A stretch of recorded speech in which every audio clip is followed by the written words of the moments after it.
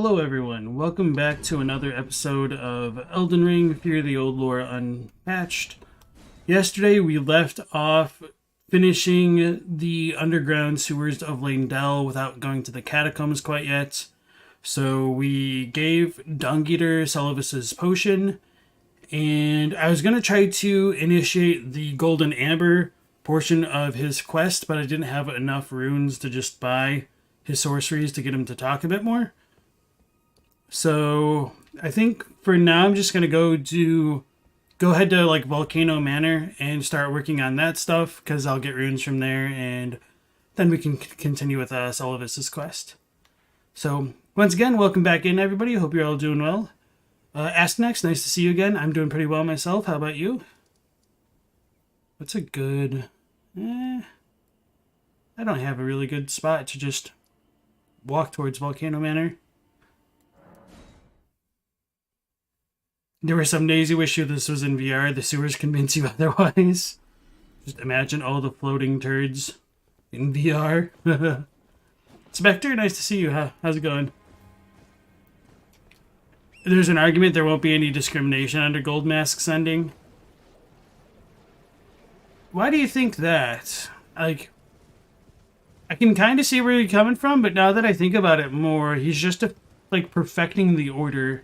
Does that make everything equal, or is it just like a more enforced status quo now that I think about it? Mercy, Ponyboy, nice to see both you guys. Yeah, Tears of the Kingdom is out. I know the collective internet is losing their minds. So I probably really shouldn't expect a lot of viewers in this stream. Or probably the next, month, really.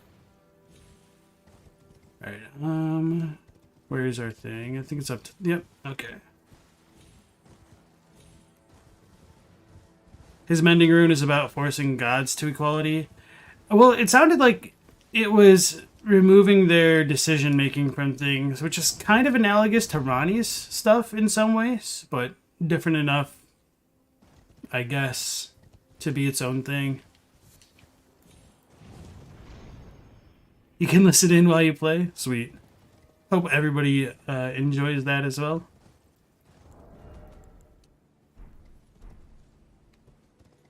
So, oh yeah, I didn't really talk about it when I was in the Frenzy Flame prescription, so I'll need to remember to talk about a certain thing as we come along here. I thought about it, but I think I just got distracted in my typical fashion. FromSoft honestly dropped the ball with the endings. Yeah, I mean, you could almost argue that it's kind of tradition for them to do it at this point, but I definitely can't disagree with that one. You'd argue the ideal ending would be either Ranni's letting everyone be free without the order, or maybe Dung-Eater or Fia's. They are advocating for those oppressed. Yeah, which makes me even more upset that there's really nothing going on with Fia's thing to differentiate it from Dung-Eater and Gold Mask's, because in some ways Fia's thing would almost seem diametrically opposed to Gold Mask, who seems to perfect the Golden Order, and the Golden Order is about stamping out those who live in death.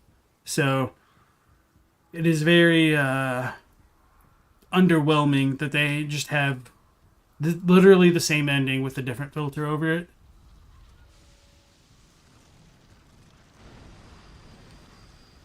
So as we go through the first portion of Mount Gelmir, there's going to be a bunch of the Iron Virgins, which we don't need to encounter. So there is a decent enough reason to believe that Rykard could have been the artificer behind them. And speaking of artificers and stuff, one thing that I was really into with Elden Ring was just how off the wall those types of enemies were. I really, really enjoyed them from a kind of world building standpoint, so I'd love to have seen more stuff like that. Because seeing the flame chariots was super cool in the trailer, and then just the Iron Virgins are a really cool trope that they just kind of made work in the game, based off the Iron Maiden. So yeah, coming up Mount Gelmir, we do have another cemetery, which could suggest, of course, that this stuff predates the Erd Tree. And it might like tie into how Rykard was trying to like recreate the hexes of Mount Gelmir, but he kind of like made his own stuff instead. And I still don't really know what's up with the chair dudes. Sacramental Bud. It's not even really looking at the Erd Tree. It's like in between. Well, maybe if the Erd Tree like wasn't tilted over, it'd be oriented towards it. I don't know.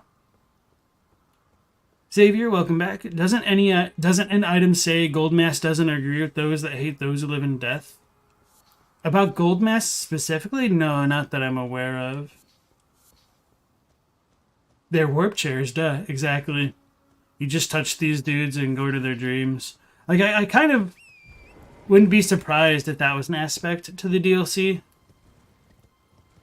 That the warp, or not the warp chairs, but the corpses in these chairs gets expanded upon slightly. Alright, so as we make our way to our first campsite, we do have the Tree Sigil of Lane Dell, which is a little bit different from some of the other ones. Oh, and I forgot to mention the ones going up to Lane Dell. I'll probably need to like warp back at some point to talk about those. But anyway, the Lane Dell soldiers did... That eagle scared the crap out of me. The Lane Dell soldiers did try to besiege Volcano Manor, or they did do it, technically, I guess. And the odd thing about these ones is that you can see them clearly eating the corpses of their allies. So they're more or less cannibalizing each other. So if we attack this dude, I don't remember if he's going to use any Frenzy Flame stuff. I think they might need to have that yellow ice.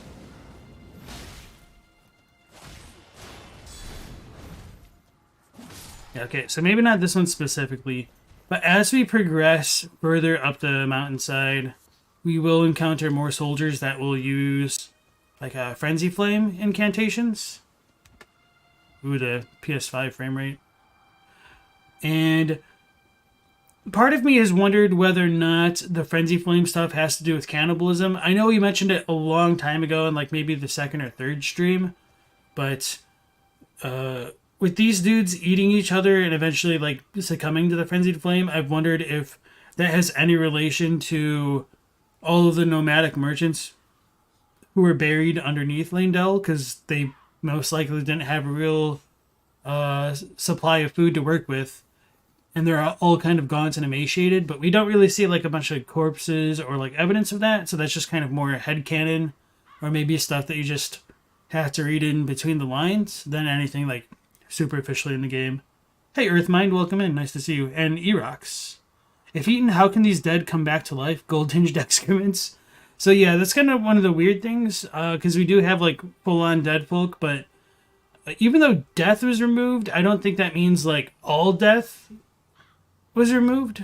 So like murder and stuff is still okay. I think the Rune of Death being removed from the Elden Ring more or less implies an end to natural life. So you can still kill things and or pillage their runes, and that could possibly permanently kill them. Okay. It just looks so weird with all the blood on it. It almost looks like a different set that it's wearing.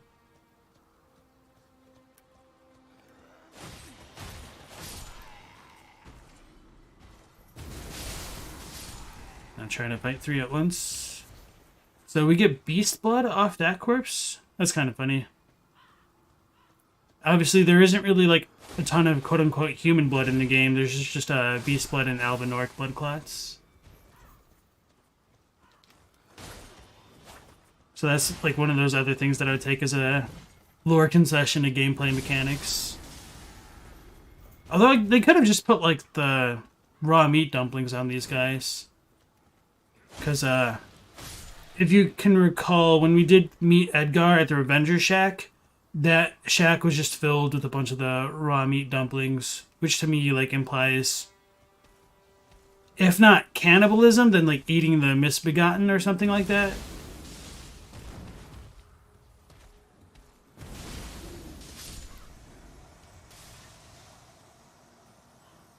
Oh, he's way up there. Okay.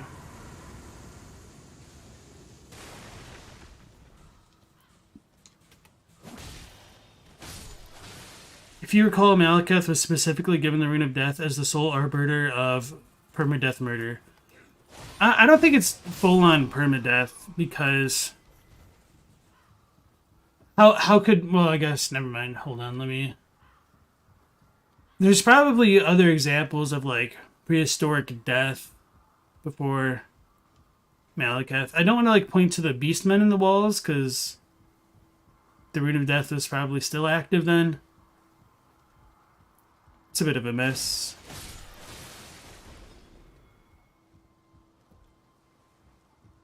At least he cooks his meals. Yeah. And maybe that's the real difference. You just need to cook what you eat. So nothing too notable in here. Within these like siege towers, you will see like banished knight armor, which is kind of funny. Which is further reason to believe that's more like just placeholder weaponry at times, which can be kind of annoying. So here we go right here. Banished Knight Greatsword. And I think there's like the halberds in here somewhere. Actually, I don't really see them, but we should be fine.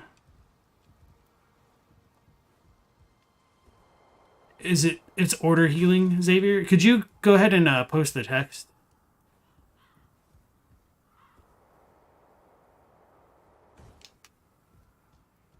Alright. So we did meet Patches in Liurnia. He's in a different spot than in retail. And we didn't take the Iron Virgin, which I don't think that'll mess up this part of the quest anyway.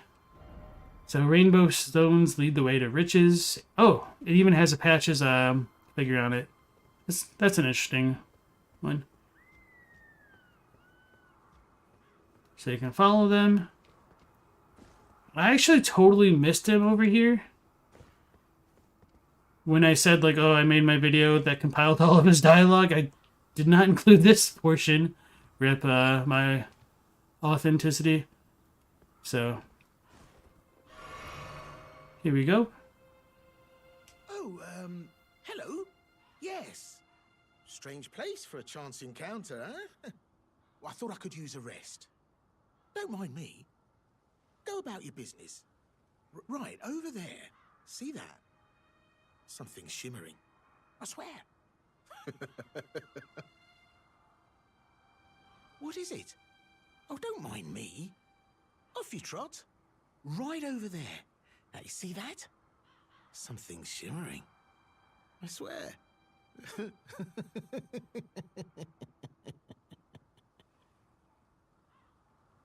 What is it? Right. So this is probably one of the most, or let's just say one of the least subtle Patches encounters in FromSoft history. I do wonder whether or not the inclusion of like chance encounter is just something that they're just using as like a kind of a constant reference that like Patches mentions, because I know he talks about like a chance encounter leading to friendship in Bloodborne. I don't remember if he brings it up that way specifically in like Dark Souls 3 or anything like that, but he has like a couple catchphrases, and that's just kind of one that stood out to me. Also, I wondered if the off you trot thing was just kind of a reference to like some of the ways he tells you to go pick up loot and stuff. The funny thing is, if you ride Torrent, he obviously can't kick you off the cliff. So we're fine for now. Let's hold on and get these runes first.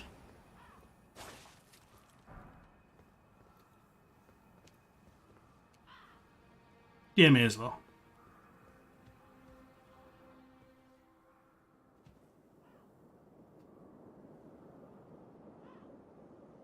Well, if you really are that gullible...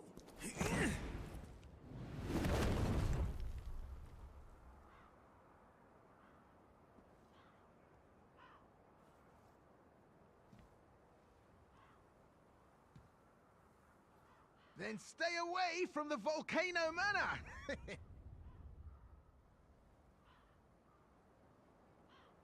Bye now! Take care! And that's a bit of a familiar sight. We get accosted by some basilisks, so this is actually kind of a pretty deadly patches trap, all things considered.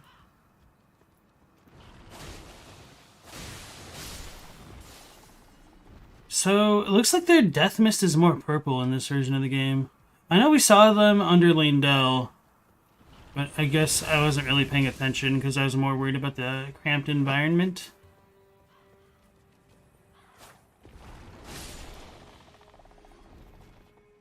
Okay, we should be safe enough now. Was this guy kicked down too? We don't know. Nascent butterfly. Hopefully they don't just like ambush me. Alright. So Xavier said it was an absolute evil to contend with. Does such a notion exist in the fundamentals of order? So I don't think Goldmask hates those who live in death. If anything, it's more like the hate against those who live in death is misguided because they're like, as Roger would say, it's no fault of their own they've come to live in death. They've just touched upon a flaw in the Golden Order. So if like Goldmask fixes that, maybe it doesn't really matter and they don't need to get killed. But I guess you could also make the argument with like via codifying those who live in death. Maybe it is essentially a very similar path to what Goldmask creates. There's always riches around patches. Corpses, but riches too. Ponyboy said the dead body may still be living, just not in the way that we consider personage anymore. Yeah, that's also another way to look at things. Because I don't know, because like these things are animate, but they're dead. But they could be like animated from like worms rather than like personhood. But that also like brings up questions of the Scarlet Rot. Like one common idea that I like about it is like Scarlet Rot isn't death because it's just kind of like a rearrangement of life, essentially. So like it still destroys like your personhood and whatnot, but the life within you just doesn't vanish, it just gets reorganized to become the Scarlet Rot.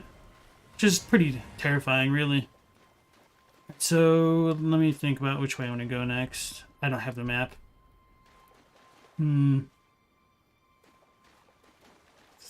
think this way is not the way to go, so I want to go it.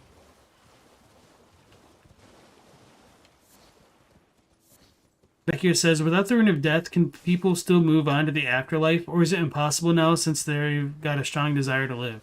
That's a very, very good question, and one I'm not sure about. I almost think that it is the case that souls can't die anymore, and they may have died before the Rune of Death did its thing. And so that might be the so-called fly in the ointment. That, like, the dead can't attain true peace because they can't die properly.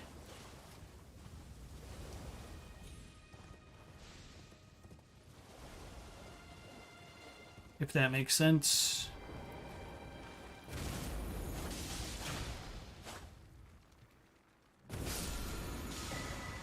Barrage. There was a paragraph before that, hold on.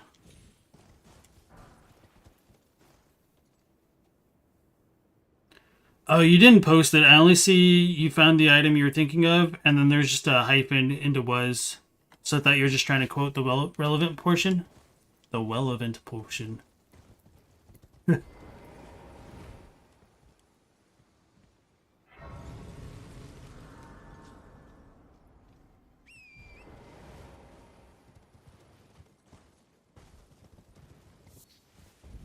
Oh, this is the extra wrong way. That sucks. There is a Tibia Mariner over here. I guess we should fight him for the death root. And one of the cooler things about this Tibia Mariner is it can summon like the gigantic skeletons that shoot frickin' laser beams out of their heads. If I could ever find it. There we go. excuse me, a Bone Beckoner Mariner. Run away!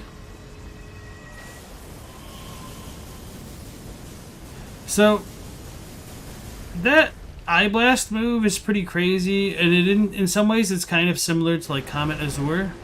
Damn. I don't necessarily think they should be directly related, but it is kind of weird.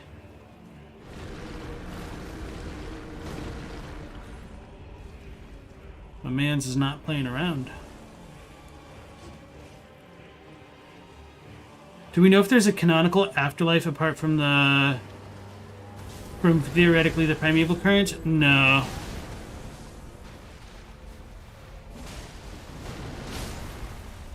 Did it just get hit by the giant?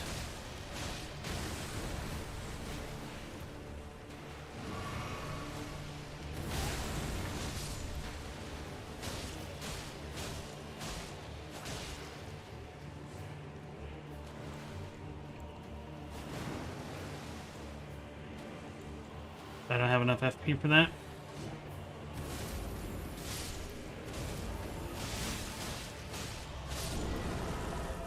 I was gonna see if the Silver Mist of Nokron was effective.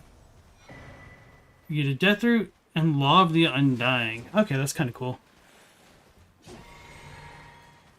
Actually, I'm curious about this.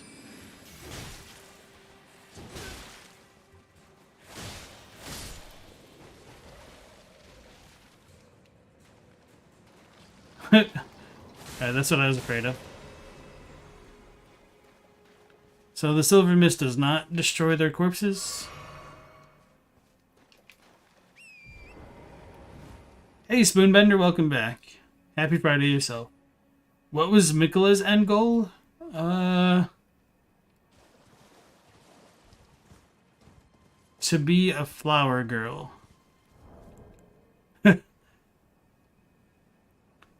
Alright, so you post... No, this is the most recent message that you've posted. If you look at my screen, that's literally all I can see. The chat box on the bottom right.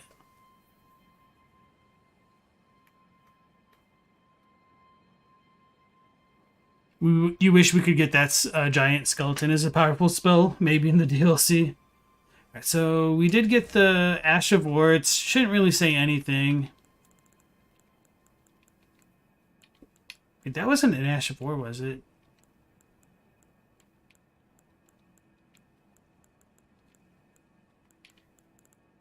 It should be like a sorcery.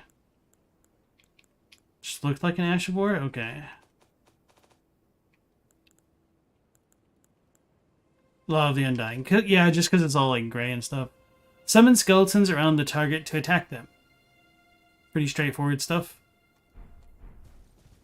So yeah, those who live in death, they have spirits, but I don't like the body portion doesn't really seem to be that relevant. So I've wondered if like the Ghost Flame stuff just possesses bodies that weren't necessarily their owners, but they could have like still belonged to them. It's a little bit vague. Hey, Old Gusto, how's it going? Asnex said to Vacuous that given that Miquella was building an alternate tree, maybe a place to hide the weak and the powerless. Yeah, especially because Miquella was watering the tree with his own blood. It seemed like he was trying to... I don't know, like,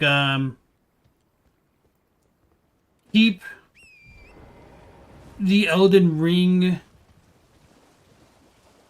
and its effects on the order of the universe, like self-contained, maybe? Kind of in a similar sense to Ranni, maybe?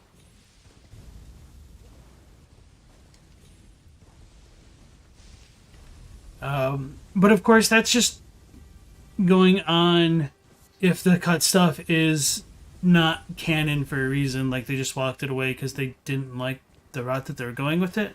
So... do I want to go in this cave? I think this is just...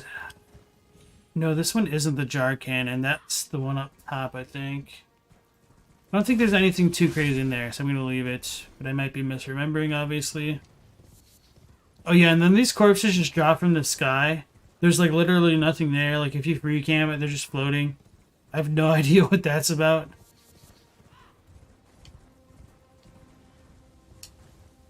Oh yeah, so going back to like the Mikola stuff. Obviously earlier in development, based on the cut text from the game, he was supposed to be like another half to Millennia, and the whole idea of abundance and decay was kind of like the cycle of samsara, which is like the cycle of life and death put into action. I believe that's still kind of in one of the poison incantations or something along those lines.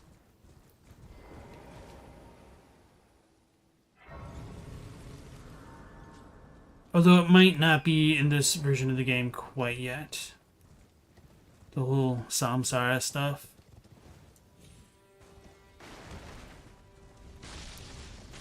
Alright. The noble gold mask lamented what had become of the hunters. How easy it is for learning and learningness to be reduced to the ravings of lunatics. All the good and the great wanted in their foolishness was the, like, absolute able to contend with. Okay. So yeah, I don't think that's saying that Gold Mask was against those who live in death as much as it was the adherents of the Golden Order kind of misrepresenting or like misunderstanding those who live in death. That's just my takeaway though. And you might be able to argue other things as well. Wait, do these briars look different?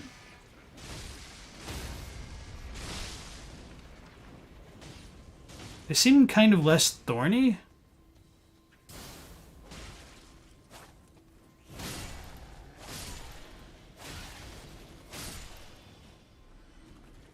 Although it might be my imagination. You need to separate the paragraph. Yeah, there's a character limit on YouTube chat. I think it's only 200 characters, kind of like a tweet. Oh, we haven't visited Alexander near Jarburg. We'll need to do that after the Gale stuff. Just gonna leave that Wyrm. My goal is to go to Master Lusat. No, this one's Azur, isn't it? Yeah, because Lusat's in the cave. But I guess I also need to talk to Sullen beforehand. And get the Jaren stuff out of the way. It'll all come together. Once I get enough of these rune things to go back to Seluvis to buy enough stuff to progress his quest, we should be golden.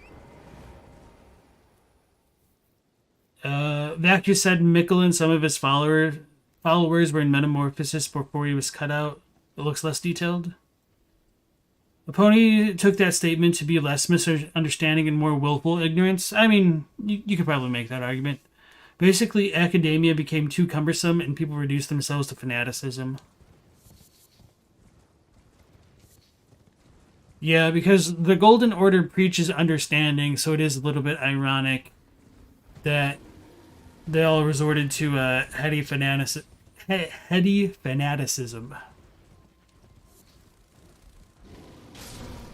Oh Lord, it's coming. If you don't look, it doesn't exist. If you don't look, it doesn't exist.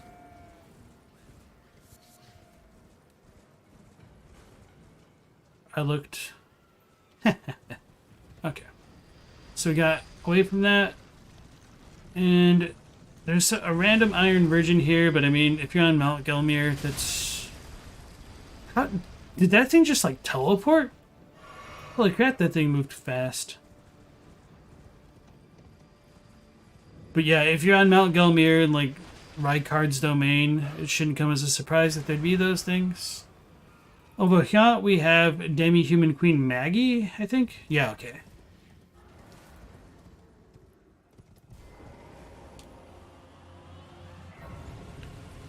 Alright. So I'll leave Azur alone for now. I'll go deal with the Demi-human Queen and her little entourage, and then pick up the box Mom's Your Beautiful thing. Solipsistic confirmed. I don't know about that.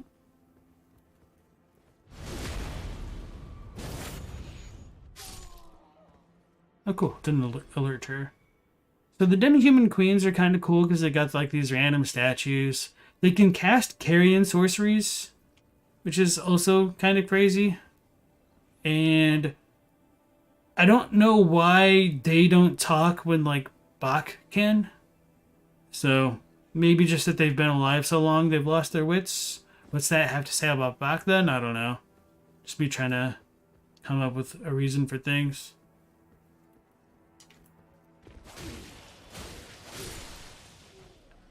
So she's angry. We done goofed.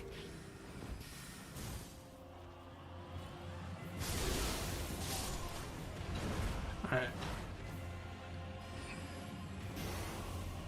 I don't remember if I fought the Weeping Peninsula one now that I think about it. That one isn't marked as a boss either, I think. So I think there's either... I think there's 4 Demi-human Queens in the game. There's another one at the top of Mount Gelmir in its cave. There's one in the Lux Ruins. And then Maggie and the one in Weeping Peninsula. The 2 that are like underground or like in caves will have purple eyes. Like purpley glowing eyes. And after you damage them enough, they'll stop trying to cast magic. They'll throw their staff away and then just resort to a more bestial form of attacks. I don't remember if Maggie will do something similar though. I guess I should have fought her at night just to see like if her eyes glow red and whatnot. Ooh, let's time that.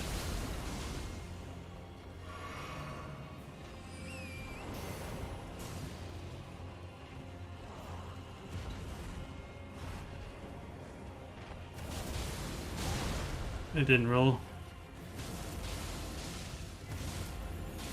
Okay. Yeah, it doesn't look like she'll get rid of her staff, which is kind of what I thought. I just got bonked. Stuck on the ground. If you don't look, it doesn't exist. That's a canonical Dark Souls 2 lore. Curious how much HP it has.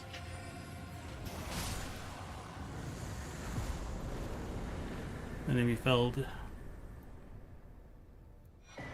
Memory Stone. Okay. This should be enough to go see Seluvis. Let's go through the town a little bit to pick up the Starlight Shard and the thing. Julie. Do they ever clarify what causes the beastmen to go rabid at night / in the dark? No, they don't, which is kind of upsetting. So one of the theories that I have about it is that it could be related to obviously like light and darkness. And because the beastmen were granted intelligence, I wonder if that's supposed to tie into the way that Fair Missoula is always got the sun out. And potentially, like, related to the Sun Realm. So we got our Starlight Shards. Ow.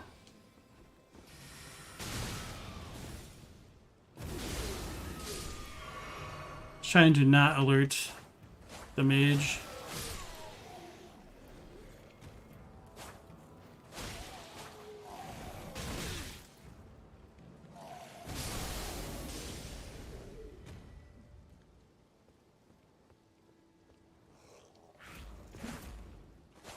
Tragic. Just barely out of range.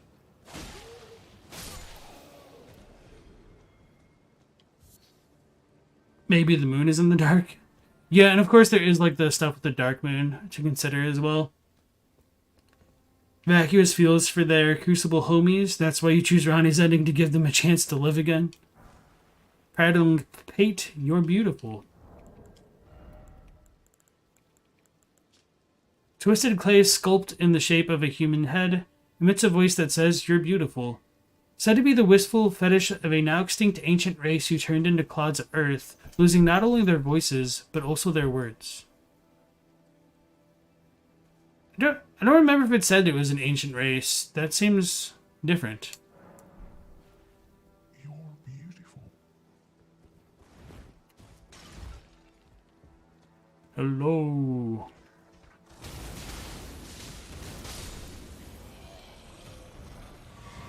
That's amazing. I was just thinking how cool it'd be to get a bloodstained dagger. It took me a while to farm for that on my own, which wasn't fun. Yeah, that's pretty much all I needed from this village. So it looks like there are potentially the Dominula style corpses here, with like the dancing ladies, and they got by the demi-humans, I guess.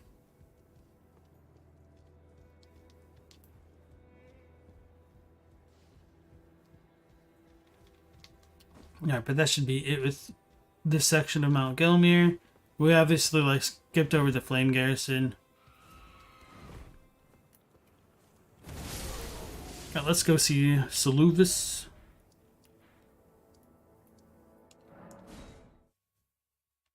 There should be a Crucible ending. Yeah. You can't wait to use it correctly in the next playthrough. Oh, El Degusto, you don't know what the Your Beautiful thing is for?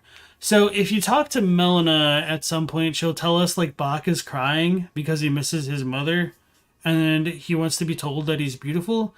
So you literally take that item and use it next to Bach because his mother told him he was beautiful. So this item should have technically come from his mother. Maybe. Sorcerers and demi-humans were working together to find Azur. Maybe. What was I doing? Oh, yeah. The dagger. So this is a really cool dagger. It has a passive bleed effect without the Ash of War. A dagger with a blood-stained blade. As blood darkened the dagger through repeated slashing and stabbing, its blade only grew sharper and harder. Skill is quick step. It looks really cool. Obviously, like edgy and serrated and all that. Kind of like a smaller version of the Scavenger's curved blade.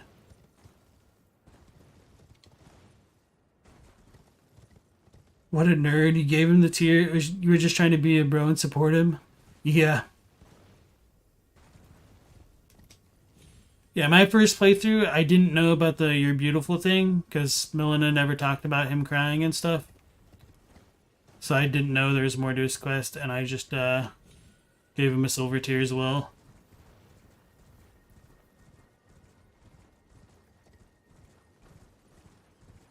Alrighty. Begging for another lesson so soon? Let's go with Freezing Mist.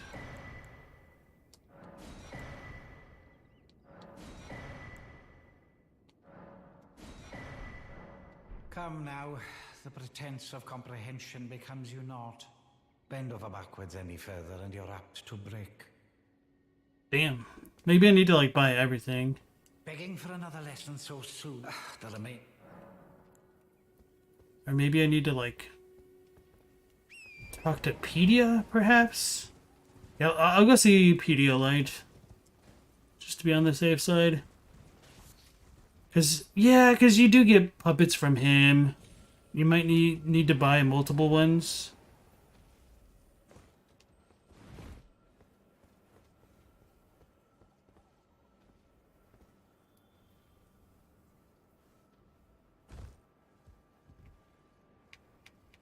I don't like the drops down here specifically. It's really easy to accidentally kill yourself. Not that I would know, of course. Not your fault he turned into a poo brain. Wait. Oh yeah, doesn't he move over here? No. Okay, there it is. A fine day to your worship. Please choose whatever you like. Alright, so we can't get any of the puppets from him just yet. I don't remember how this is supposed to go, obviously. I may as well buy this. Oh, you can get unlimited beast blood from him. That's cool. As well as the golem magic arrows, which are like broken apparently. Right, back up there.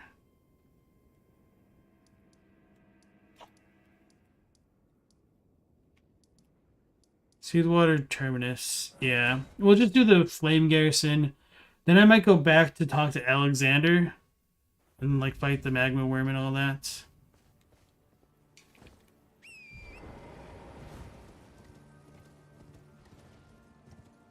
A lot of Elden Ring's obtuse. You kind of wish we had better warnings about what does what. That's just a FromSoft game at this point. But I definitely understand the frustration. I'm just kind of amazed that they didn't just make the quests auto-break and be unable to get fixed. That didn't do as much damage as I would like.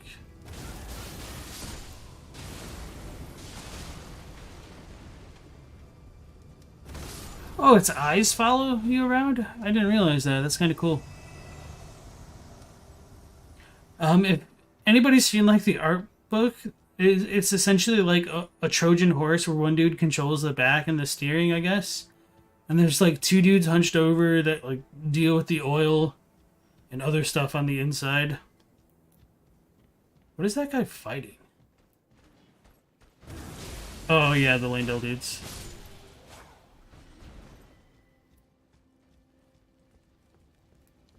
So it is kind of interesting that the Flame Monks and whatnot are fighting the Landell soldiers.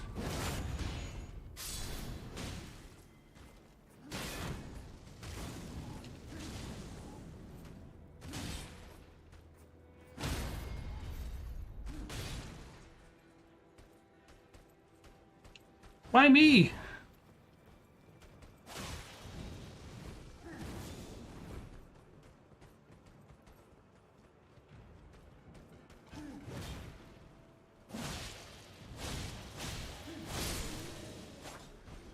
Was a little bit risky, but I was confident in the bleed.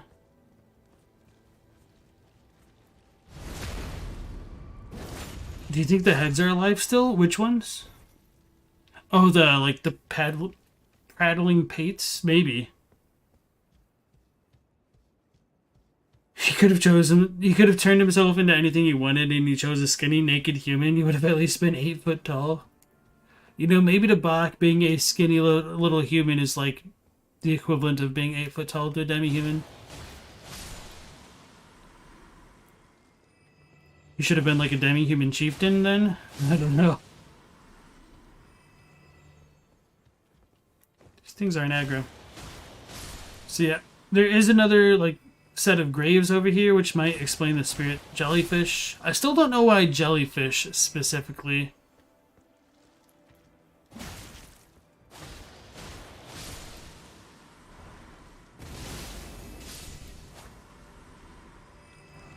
Stone sword key.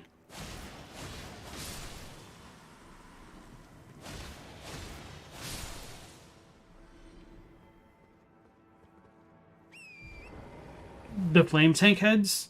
No, those things are like made out of metal. They're not like actual giants. Your heresy of Hoarfrost Stomp offends the monks. So we've got a fire pellet in there, but it is not wearing the normal pellet set. I'm trying to remember what this one even gives you. Does it give you the cranium? No, that's on the mountaintops, I think. Oh, bleed doesn't stagger it. That's cool. And also dangerous for me. I tried to roll forward. Oh, man.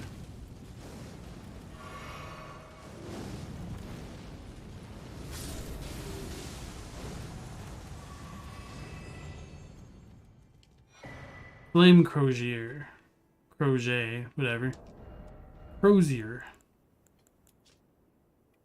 Colossal hammer with the appearance of roiling flames. Weapon of the prelates who lead the fire monks. Its heft represents the weight of their guardianship. The hammer's head is unusually substantial, and heavy attacks will fling foes into the air.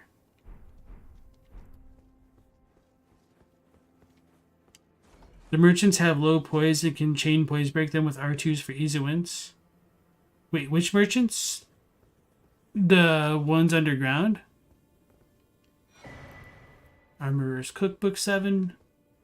In which you know it in a kind of old style fort. We do have more like the Banished Knight weaponry and all that. That's the Landell soldier.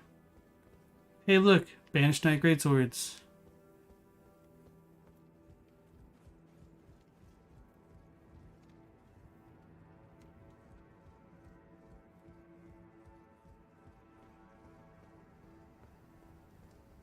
An open chest.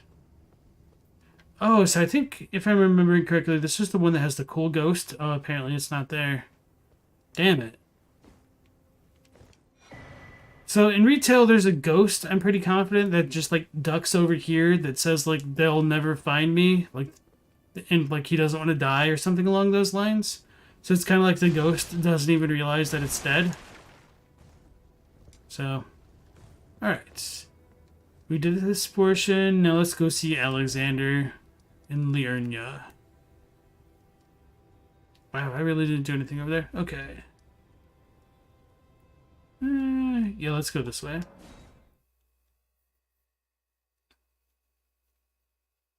The blind merchants to get their bell bearings. Oh. Spectre says there is a ghost over there. That's what I thought. Okay, thank you.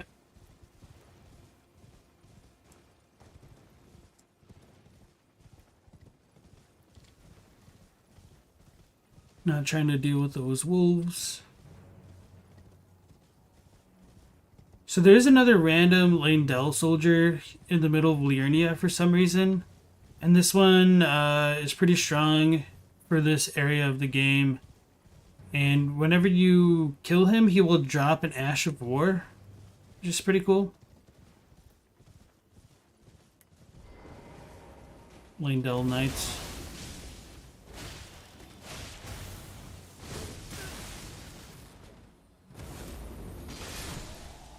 Parry that, you casual. Dragon Cold Prayer Book. I thought he gave you, like, Lightning Strike. I might be misremembering, and it could also just be different. That's cool, though. Welcome back, Josh. Does the guy respawn? Yeah. Resurrection Painting? The book is in retail on the same guy. Okay, so it is on him. I just remember, like, lightning essentially coming from him. Thanks for the correction, though. What's my favorite boss in a FromSoft game? That's a good question, because, like, there's a difference between, like, mechanical favorite and, like, lore favorite. I think mechanical favorite might be Ludwig, just because of, like, how well I think he's designed to, like, punish panic rollers in his second phase, especially. It's also just a really good fight. But, okay. Let's check our thing. Scroll containing incantations can be given to a learned cleric in order to learn incantations. So we've already given enough books of heresy to Corin. I'll give this one to Muriel for its dialogue. Also, why are these ones just chilling on their own? It's so weird. So all the other ones are over here. Maybe it's because of the last one in the number? That might be it. Wait, Missionary 6. Didn't we just have a 7? No, maybe not. Anyway.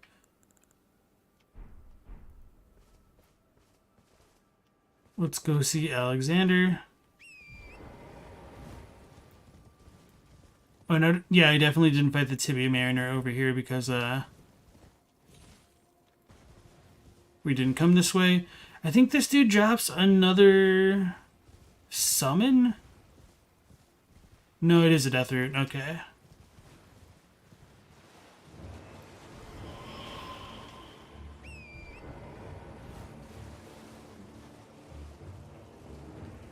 Turtle Pulp accepts all heresies contrived after all? Yeah. It's a fun dialogue to get. Where is our guy? Is he way up there? Yeah.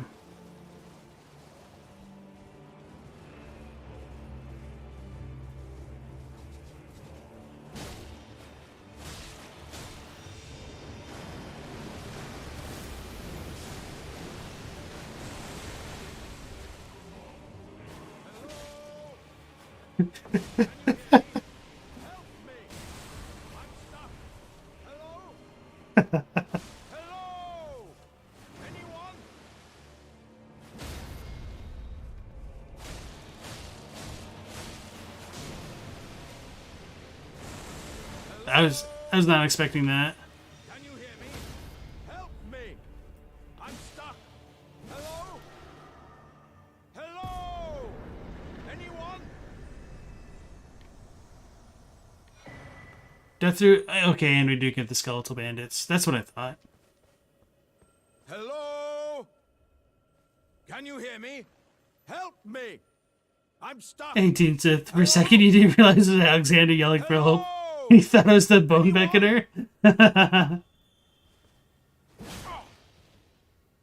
you playing at? This is not... Oh, I need to... Hello?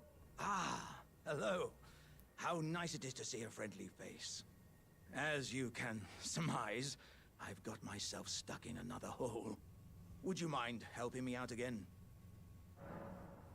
My thanks in advance. I know you're the man for the job.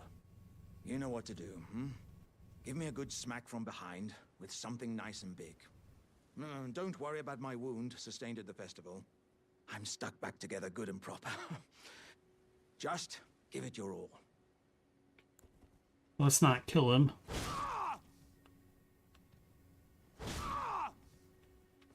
Come on. Give me a good smack from behind with something nice and big. I thought I did speak to him because of all his dialogue. Please. Wait. I have a terrible feeling about this. Would you stop hitting me for a minute? I can feel my lower half is stuck on something. I don't think you can get me out just by hitting me this time. Let's think. Perhaps there's a way to slide me out a little more smoothly. What if I could somehow be made slippery or some such? And as Teen Sith says, you do throw an oil pot at him. I'll need to craft one. I managed to figure that out on my own my first playthrough, and I felt like properly galaxy brained.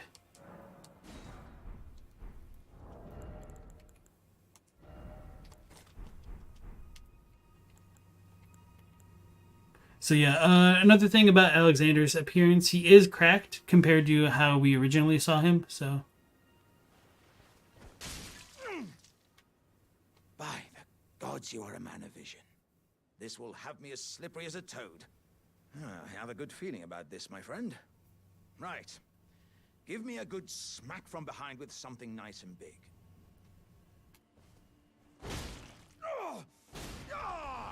I like the uppercut to go along with that.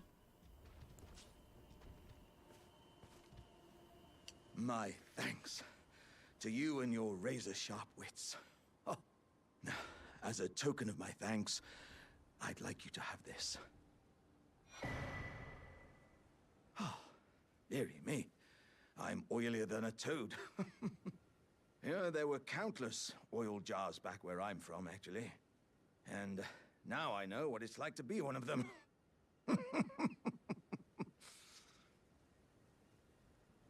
Yes, indeed. I too have a home. Though it is one to which I have vowed not to return. So, I thought I might look out from atop the cliff. But as I drew closer and closer, pow! Wouldn't you know it? I was perfectly stuck in that blasted hole. I can feel the warriors inside admonishing me for my mawkishness. To walk the path of champions, one cannot cleave to the past. I'm headed to the Fiery Mount in the north. I can strengthen myself there without fear of cracking this vessel. I will forge myself anew in its flames. I'm headed to the Fiery Mount. I will forge myself.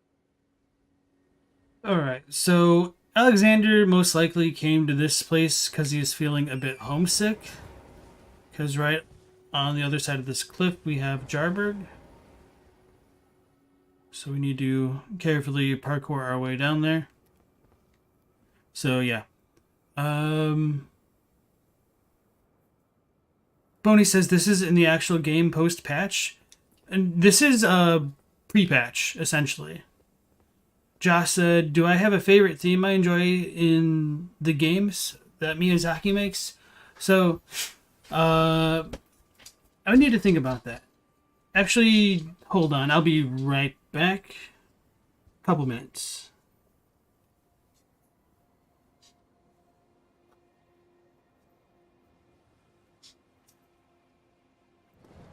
And then this is the kind of noob trap setup killer.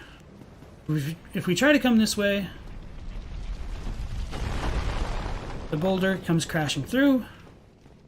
And then you just fight a bunch of Cabra demons, a bunch of Taurus demons, and so having another recycled... Why is that back now? Well, you got by the oldest one in the book. Venom says, when you started this playthrough, you mentioned how obvious the ball rolling trap was, and I thought he's going to fall for it on a second trip to the asylum.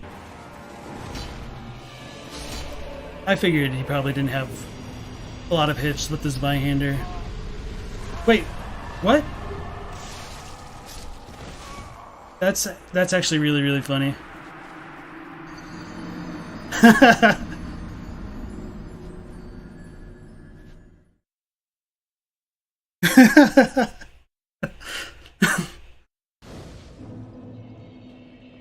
Just straight up assassinated right there. Okay. Let's go get our damn souls back. So now we should have a little time to read chat. Nix what I said about the souls, guys.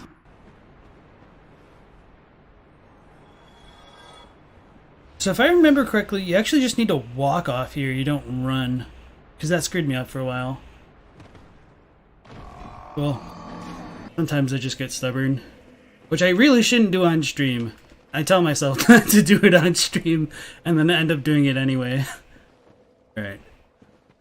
Or then I say, let's play smarter, and then I continue to do the exact stupid thing that got me in the situation in the first place.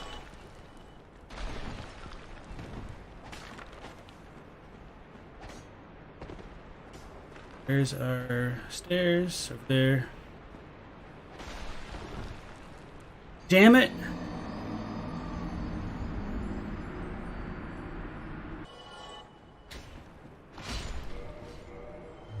I think I should survive the fall. Unless we get hit by, like, the skull again. I was wrong.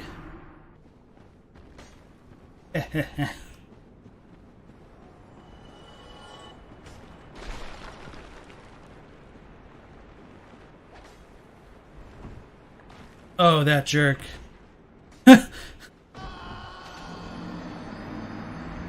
So much for preserving my humanity. Pinwheel's like the Volnir of Dark Souls 1. His appearance and lore seem super cool, but kind of a joke fight. So does he just like clone himself infinitely or something? No. Oh shit, he killed him.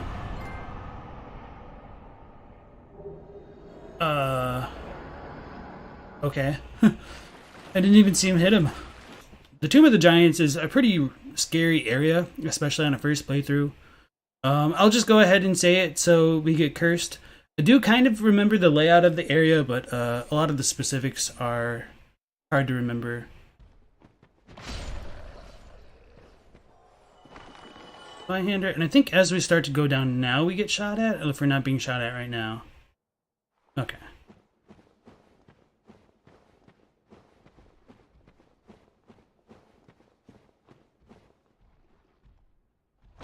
I thought there was a way to follow there. Shows how well I actually remember that layout. Actually, let's try to be smart for once. Wait, I don't think I have any of the prism stones. That's all of my stones are in Dark Souls 3. I think it's a little bit further to the left.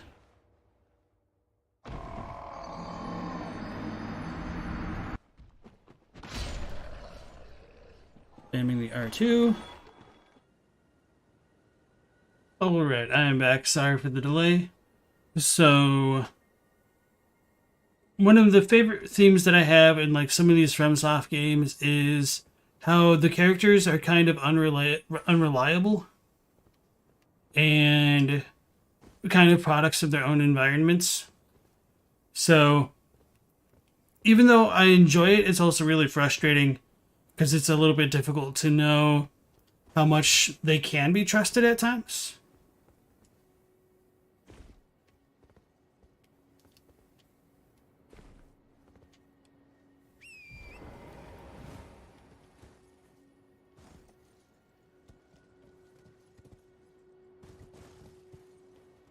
Try not to fall off here. Should be good. There we go.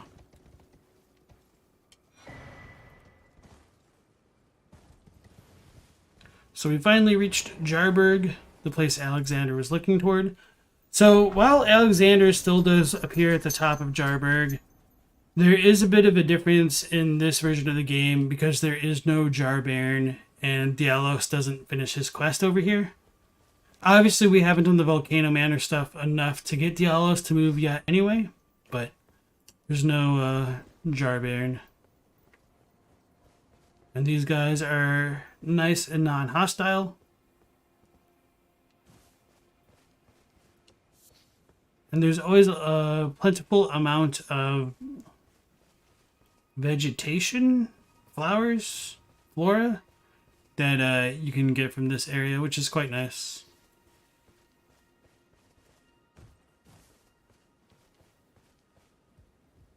It always feels kind of wrong to rob this one. Living jar shard next to that jar. It almost feels like there's a story behind that. Did I? Okay, whatever. Astynex made the mistake of attacking these jars.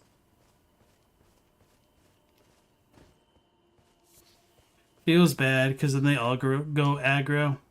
Alright, so that's it for Jarburg here. I think they must have added more flowers later on because I remember there being more like a patch of them, so like along the village. So yeah, that's pretty much it. I don't think... Can we jump to like a... Yeah, I don't really remember if we can jump towards the Karian study hall from here. We might be able to. But I don't think there's anything... Okay, no. Definitely not. So that's it from there. So we're going to go back over to the Volcano Manor place to see Alexander again.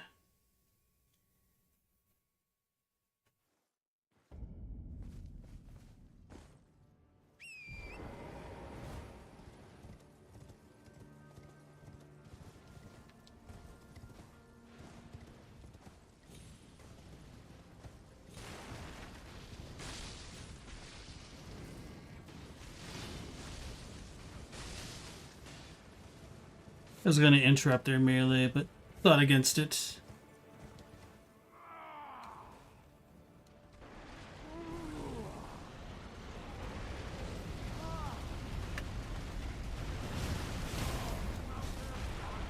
I'm going to die.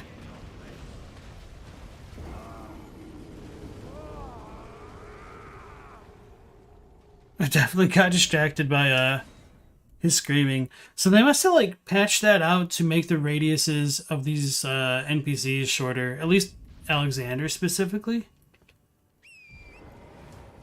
Because while I did kill the Tibia Mariner before I saw Alexander there on my first playthrough, I definitely don't remember him screaming during the Magma Wyrm encounter.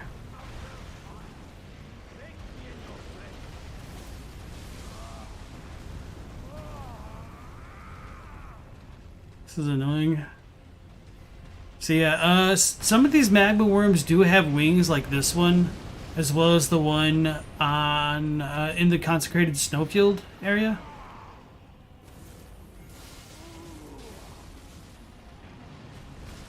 I tried dodging, but was sprinting, of course.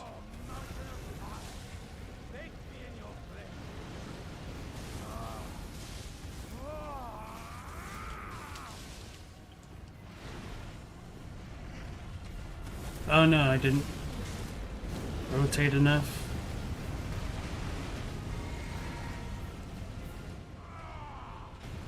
Uh-oh.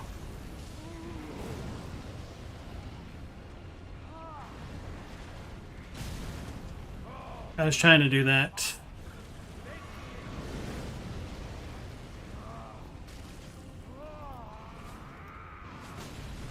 Why?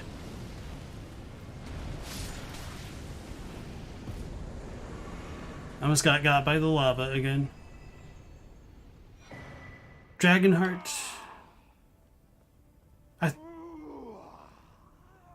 Is Theodoric's the one in Volcano Manor? Maybe. Oh, mountain of fire! Bake me in your flames!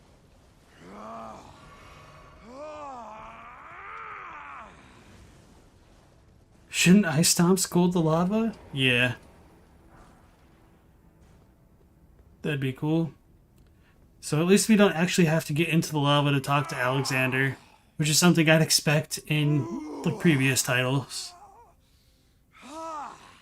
Josh's favorite theme is usually how what's portrayed as good is usually bad and vice versa. In your flames.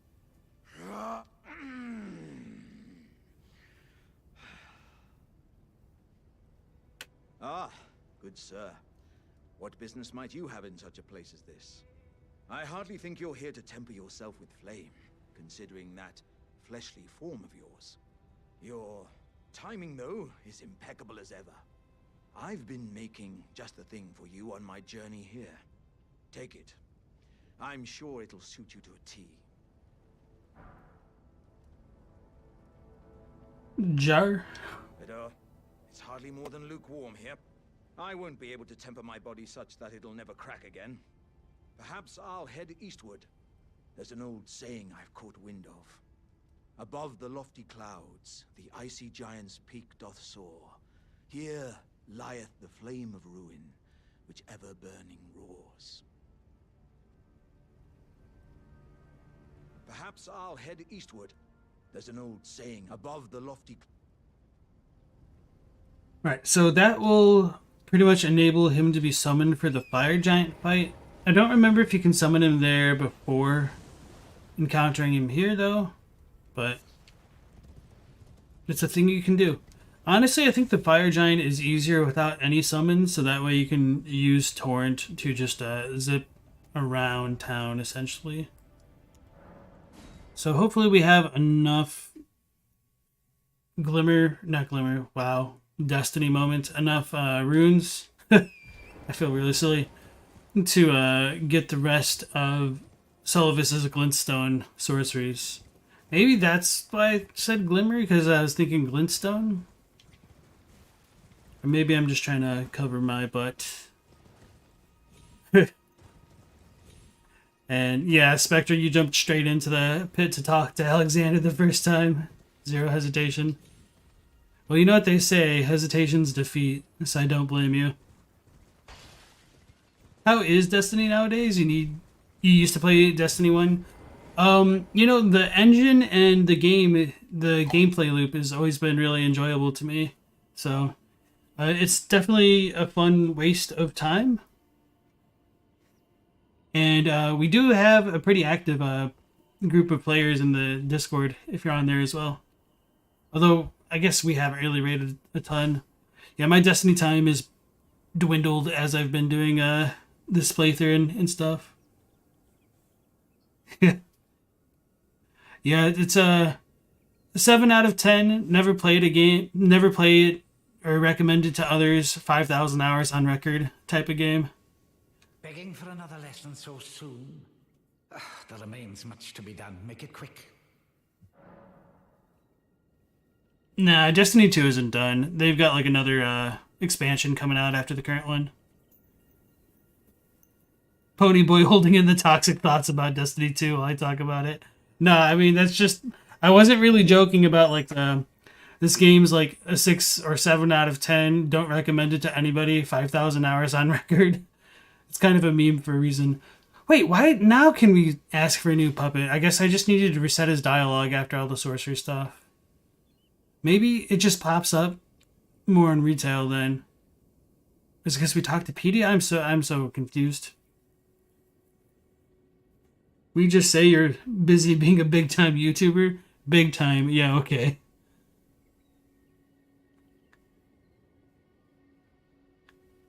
Used to play it a lot. 6 or 7 out of 10 is totally fair. I mean, it just depends. Like there's a lot of design stuff that's not super great about it, but they have been constantly iterating on it and really surprisingly listen to the feedback of the community. They just need to work on their execution a bit more. But overall, it's a good game. Like you'll get your money's worth whether you play for free or do an expansion or two. So that's the way that I look at it. Like the amount of hours that I've put into it has definitely made it worthwhile for me personally, though. All right, so back to Seluvis. Yeah, and it is my fault that I got Teen Sith back into Destiny 2. It's like a domino effect. What's that?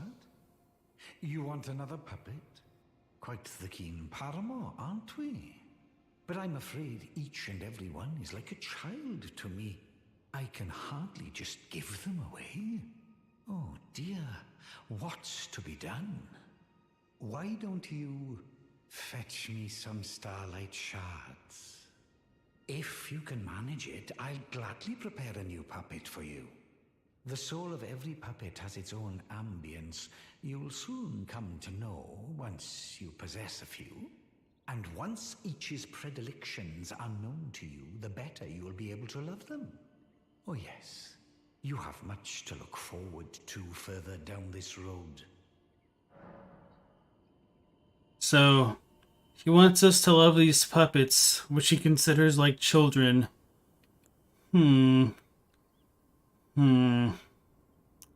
Anyway. So, I don't have enough Starlight Shards, that's sad. So we can get the Jar White puppet. We already got Theralina earlier. A marionette doll made by Seluvis the Puppeteer summons a Dung Eater puppet with no caps. That's kind of funny. So yeah, they obviously made all of these descriptions in between the time of going gold with the game and the release date. Because the one in retail talks about Dung Eater and his, what's it called? Despair, which I think is pretty important. And ties into the stuff with Millicent specifically. But hold on, I want to double check.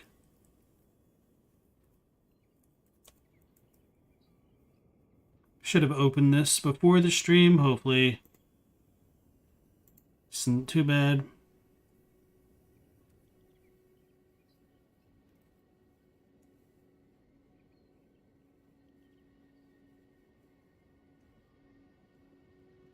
Rather, okay. Dung Eater puppet says one of Seluvis's puppets used to summon the spirit of the Dung Eater, spirit of a man who murdered thousands and defiled their corpses with the seedbed curse. Wields a spine greatsword and hurls curses. The Dung Eater despaired at how he met his end.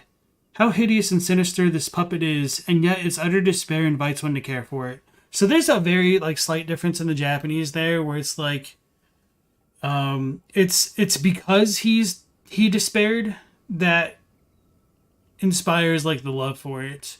So the English is really close to that, but the Japanese just kind of emphasizes that the whole reason that there is any kind of affection that can be given to Dung Eater is because he did have the capacity to despair, I guess. So just slightly different, a little bit stronger in Japanese, but generally similar. He sounds like a priest with predilections. A little bit redundant there, wouldn't you say? This dude is a sussy baka, as the young people say. Does going to Mount Gelmir or Volcano Manor before Radahn make Alexander skip the Liurnia quest step? No, I don't think so. You would probably just need to kill Radon, and then you would show back up into the Jarburg area. Because I'm pretty confident that's how I ended it on my first playthrough. I went to Altus Plateau and Volcano Manor first. I screwed around there. And then I went back down to Caelid and Radon. Because when I went to Radon's area for the first time, there were no enemies, and I was really confused. Because the Radon festival had already started. All right, so I will need to get a couple more. I mean, I don't need to do the Seluvis stuff anymore. It's a little bit unfortunate that there's no dialogue to go along with that. Or like, there's no, like, super descriptive text to go along with that. But let's visit Pidgeot again, and then I will give Ranni the Finger Slayer blade. And then we will maybe go to Deep Root Depths. I might fight either the gargoyles, or I'll go through the Frenzy Flame prescription.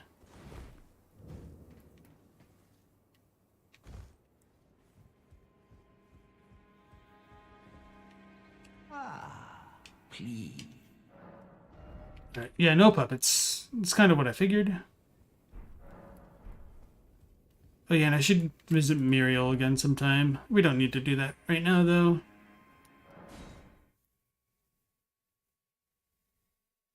Spicy tonight. Maybe a little too much so, huh? Hey, Revenant, welcome to the stream. Oh, you're the one who just asked that. I didn't read who wrote that. This puppet idea where you choose the NPC is brilliant. How many variants are there? There's a couple more, but you don't get access to all of them until, wait. No, I need to buy a puppet. I almost screwed up the whole reason why I, like, waited to do this all of this stuff. And I should have sent the elevator down. We need to get a puppet or two,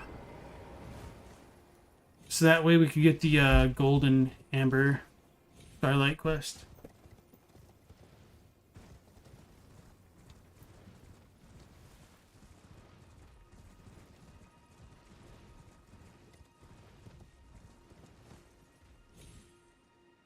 Yeah, you hear the dog's collar.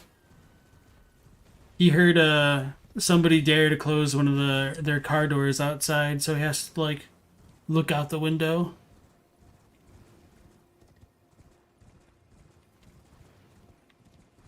Hey Chapes, welcome back to the stream.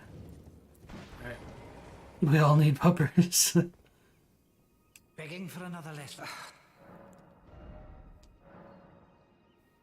So I have 3, right? How many do I actually have? It doesn't tell me. I have at least 3, so I might have 4. What would this be under? This shouldn't be... No, you can actually use these, right? Okay, I have 4. Alright, I'm gonna go someplace. Where have I not picked one up yet?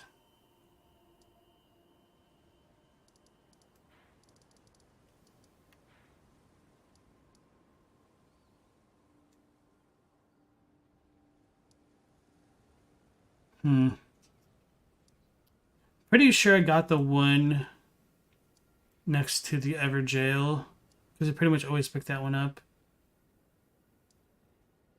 So there should be another one around here, maybe? Or maybe that's just the same one. I don't know. We'll figure it out.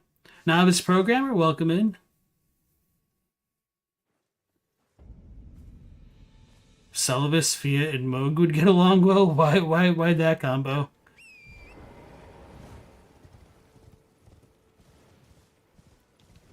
Well, I guess Fia does kind of make puppets in a way.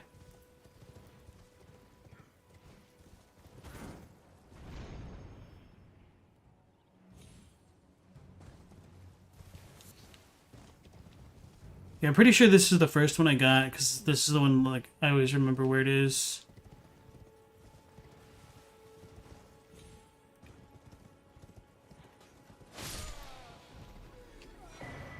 Royal House Scroll.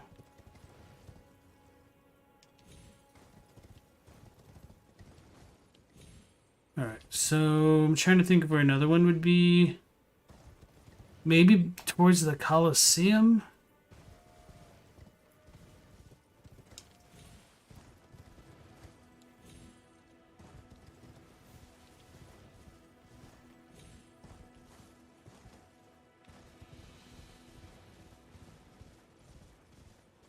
It almost looks like the Bestial Sanctum is in a gigantic beam of light. It's cool.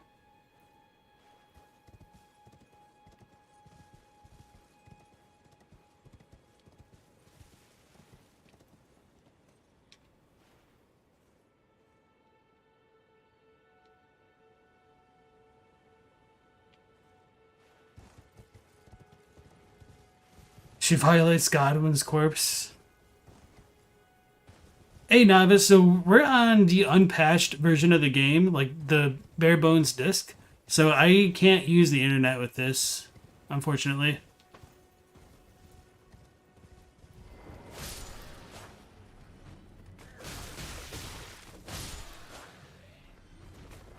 But otherwise I would probably summon to just deal with the Valiant Gargoyles, because they're just annoying.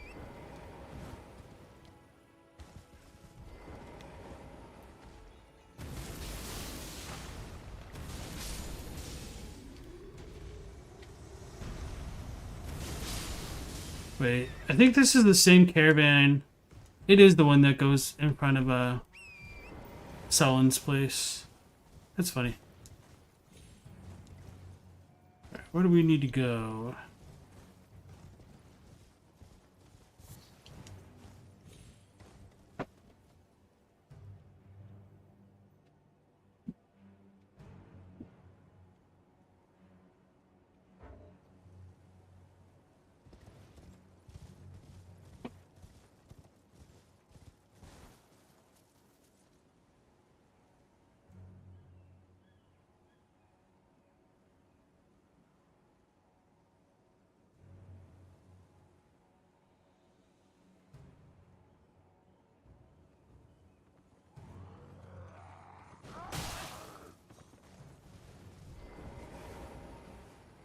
Dog moment.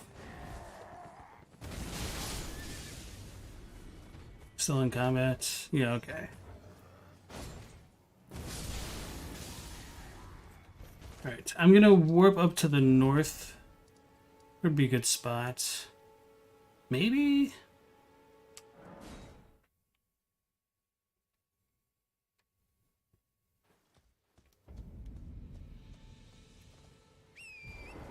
I did never get the stamina talisman thing here. I also missed it on my first playthrough because I didn't check this far down.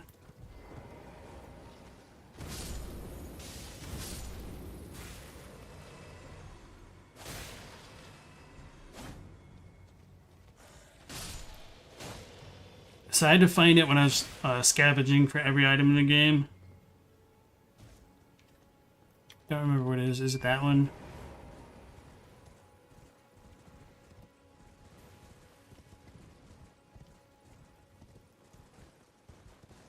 Okay, here we go. Oh, this is an imp one. Okay. We have enough of these though now. We got a turtle on the outside, 2 turtles to help point us out where to go, and a lot inside.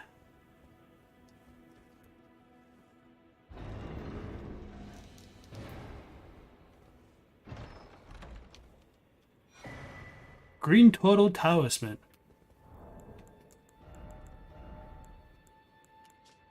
A talisman in the shape of a green tortoise raises stamina recovery speed.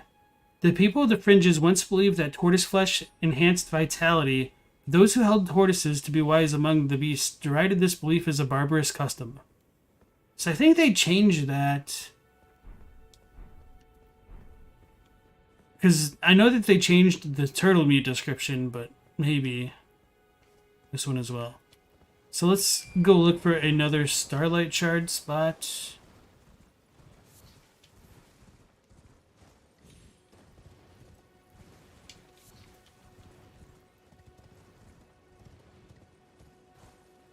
They're usually just like on the fringes of each area. Is there any by the Bestial Sanctum? I don't remember. Definitely none that way. Alright, so a Saint's Bridge. Then it gets all foggy and stuff.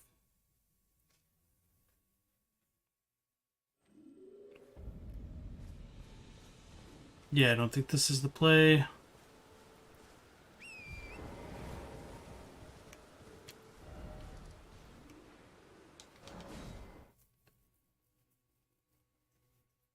I think there's one at the north of here. Or I guess east.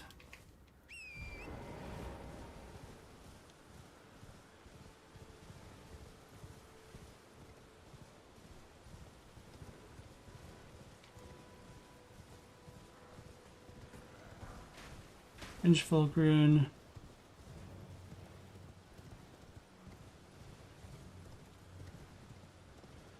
But I might just like look this up.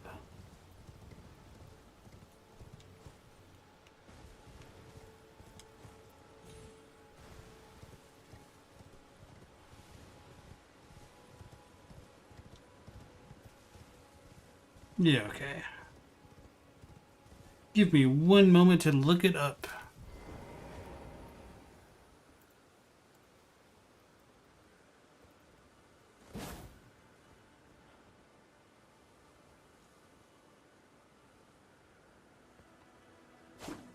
Western Limgrave. Okay. Southern Limgrave. Got that one. Weeping Peninsula. We might have gotten that one. That's south. Yeah, I don't think we actually came down this way. Those tempests are super loud.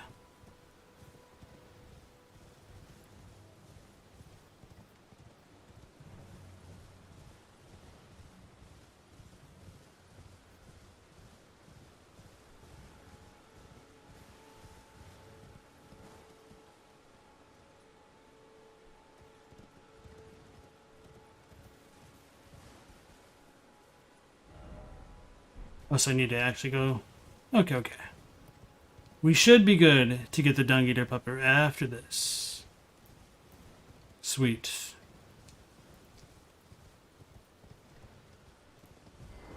So it's funny because I just ended up like swimming in Starlight Shards after playing the game so much, so I just stopped paying attention to where I picked them up.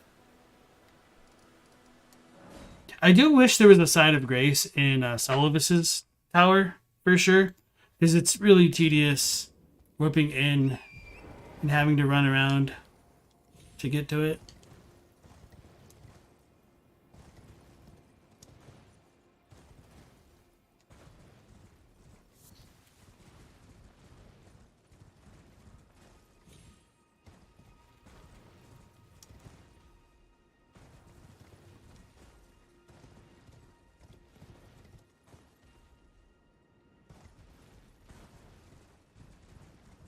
All right, here we go. Begging for another letter. Doesn't mean. Hand over the scroll. Royal House scroll. Is that a scroll? I won't bother to ask where you pilfered it, but you are correct to assume I'm one of the few who can decipher it.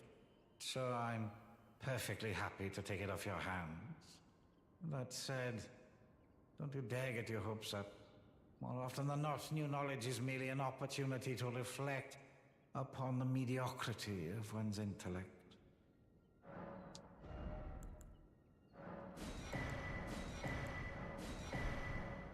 Come now, the pretense of comprehension becomes you not. Hey, Stella.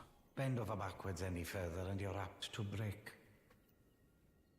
Begging for another lesson so soon? Just curious if he says something if we study all of them versus not.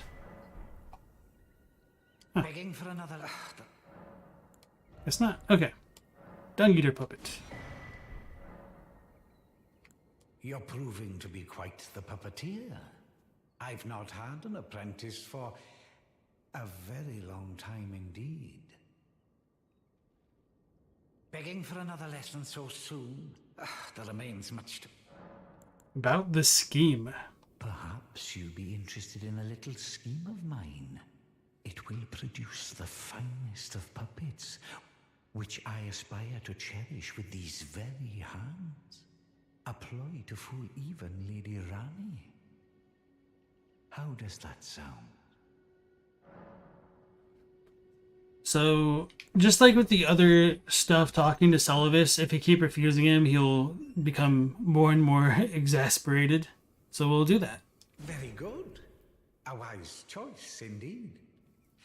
You passed my little test with flying colors. I was merely gauging your loyalty to Lady Ranni. Well done. I'm very proud of you. Let's both do our utmost in service of Our Lady. So, very on brand for Seluvis to be like, yes, no, as a test. But if you ask him about it again... Might you be interested after all in a fine scheme to sport with Lady Ranni? All right, enough of these games. Your test is well and truly over. Wag your tail for master all you like, but your loyalty is merely blind. I fear your wretched provinciality is apt to burst. You're oozing at the seams. So, you could do it once more, I think, and he might have something else different to say. Enough. All right. Okay, no. Enough. I am interested. I knew I had you pegged. You're just like me. Then I'd like you to procure something. A rather unique Starlight Shard that glistens with amber. With that, my special draft will gleam with nectar sweetness. And even a demigod would be slave to its charms. Procure it for me. The rather unique Starlight Shard that glistens with amber. With that, my special draft will gleam with nectar sweetness. And even a demigod would be slave to its charms. You're proving to be quite the puppeteer. I've not had an apprentice for a very long time indeed. Right, so Astanek says, yep, evil priest, and then El Gusto said, this dude seems like he should have a secret shop behind a velvet curtain towards the back of the store. You don't say, he kinda does. Although instead of a curtain, it's an illusory floor. Right, so the Amber Starlight Shard is in Altus Plateau. And it's kind of in a weird spot, all things considered.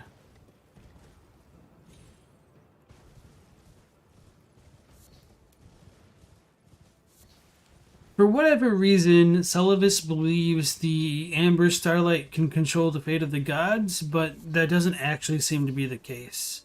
As we come up here, it's a little bit unfortunate that this is night or evening right now. We've got a bunch of sacramental buds, which could represent like Mikola, with a bunch of like the land octopi. I accidentally picked up this Starlight Amber. Didn't get to show off the cool little art. Rip. And land octopi aside, there is a really cool statue in this area that we'll take a closer look at in just a moment here.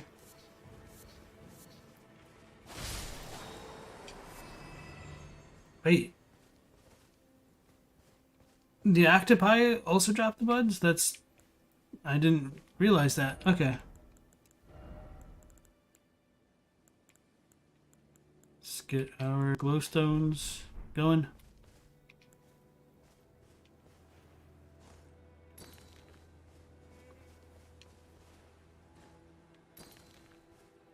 Alright. So there is a kind of statue like this in the Haley Tree area, obviously. This woman cradling what looks to be a child is most likely meant to be Millennia and Mikola, because she is missing her right arm like Millennia is, and like Millicent is as well. But in the Healing Tree area, there is a third figure like cradling both of them, and it's questionable whether that figure is like Godwin or Marika. But if this is supposed to be Mikola and Millennia, it is just strange that it's here in the middle of nowhere in Altus Plateau, and like this little I guess you can't even really call it a clearing. Anyway, let's check our Starlight Amber. Afterglow of stars that form shards in the earth. Light from pale blue stars that rain from above. Its afterglow remained in the earth as shards. This condensed light glitters with an amber hue. Some merchants may part ways with their wares in exchange for this. So this one isn't nearly as unique as the retail version. So let me pull that up real quick. Nice to see you again, Platypus. It's Radigan cradling them in the Healing Tree statue. Potentially, if I remember correctly, the hairstyles don't match the other depictions we see of Radigan, though. Who would I have a beer with, Morgott or Blythe? Neither. I don't drink. Let me pull up the Starlight Amber.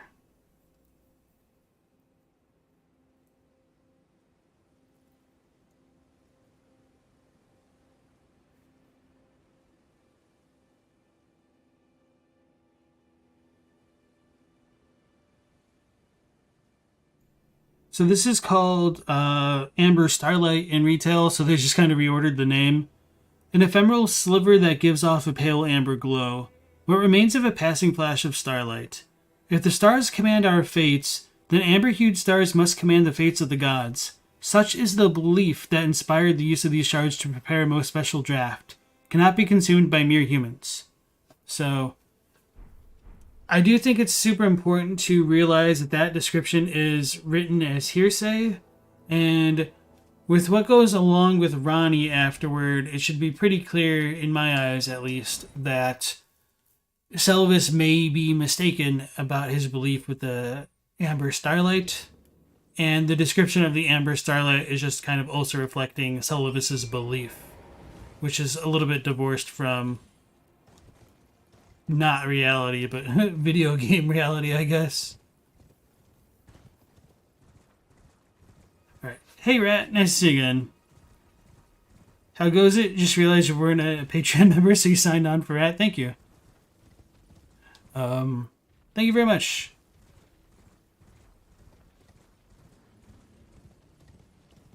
So, what was I going to say?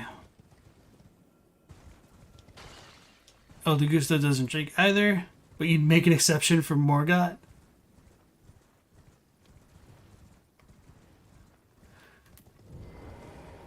Alright. So, okay, how goes it? It goes pretty well. As you can see, we're just kind of finishing up Seluvis's quest line. We did a little bit of stuff in Volcano Manor / Mount Gelmir. Not really the manor yet, but we got kicked off a cliff by Patches. Begging for another lesson so soon? That'll mean. And we picked up a Dung Eater puppet. So we can give Seluvis the rare spirit. So I wonder if that's meant literally. If it's like a literal spirit versus, like the alcoholic kind of spirit. Because it doesn't say that in retail, so that's kind of an interesting difference there. Well. You managed to lay your hands on it. The blessed day is finally upon us. Goodness gracious, the way it glistens. Utterly enchanting. To think this was once a demigod's very fate. My, oh my, oh my. So that final line about it being a demigod's fate, that might be true for all we know, but we do have like some reason to doubt what Seluvis says, just because his plan ultimately backfires. Ah, are you still here? Ah, yes, I should give you your reward. Yeah, please, It's all yours. It's splendid work. Just marvelous. Magic Scorpion Charm. We did pick up the fire one, but that's not going to be too different. Now just you wait. The merriment is soon to begin. The scheme I promised is to be revealed very shortly. You're proving to be... I've not...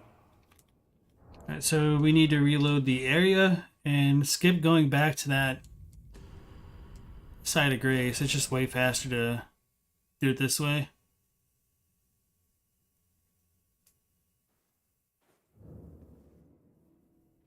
Good. I've been waiting for you. It's finally complete. The perfection of my draft, gleaming nectar sweet. Give it to Ranni and ensure she drinks it. Amber Draft. The dead-eyed doll lets down her guard in your presence, rather remarkably. Though she might dip her hands in the dirt and feign that icy persona, she's a frail, gentle girl at heart. So that line about her being a dead-eyed doll might lead some people to think there's more of a connection to like the Gloam-eyed Queen or something along those lines. But that's just a little bit of an embellishment in the localization. The Japanese says something different. Nothing about like death. It's just like she's either like cold-hearted or something, like cold-eyed. I don't think that was it exactly. I don't remember what it was off the top of my head, but I just do remember that it was not quite as it could seem, unfortunately. So we could ask about the draft. You understand, don't you? That once you have Ranni drink my draft, my scheme will come to fruition. And well, we'll be in a position to claim the very finest puppet ever crafted. Just imagine the pure elation. Rat and Teen Sith thought the dead-eyed line was a reference to her just being a doll. Yeah, that's totally fair, but you guys also know how some people will just take certain lines here and there and just kind of run with it. So that's kind of why I mentioned that here, at least. You're proving to be quite...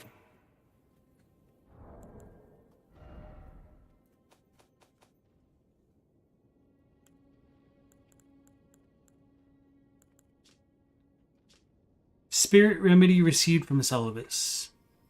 The item suite glows enough to befuddle even a demigod. So that's a little bit different. Nothing super crazy though. I don't think anything goes on with Pedia here, but I'm just going to check. Because I'll just fast travel back to Ranni anyway.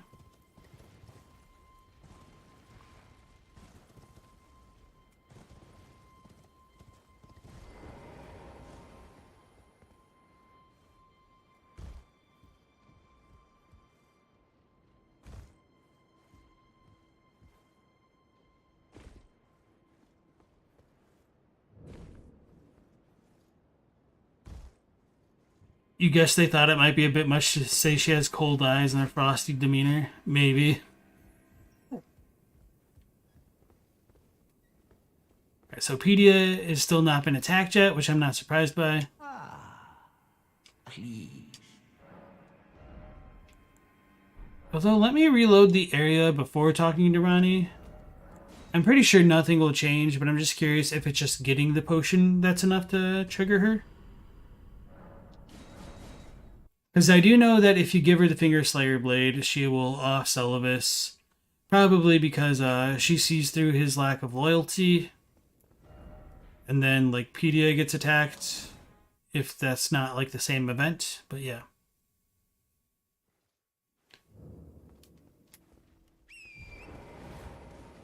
We did this stuff with Blythe and EG so long ago. It's kind of weird having this be so separate.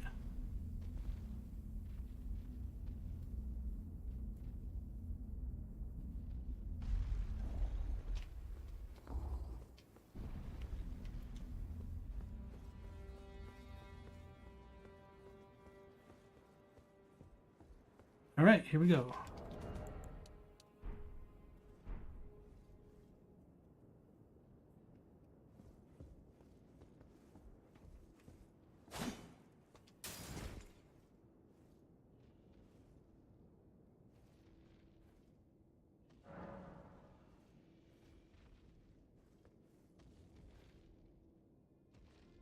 Alright, so she definitely seems to be awake to some extent when we try to give her the draft. So maybe she just doesn't drink it? Or maybe they patched this out and she was still asleep. I don't know. Anyway. No. Administer the draft. Well, this is a most unpleasant awakening. The depths of wickedness never fail to surprise me.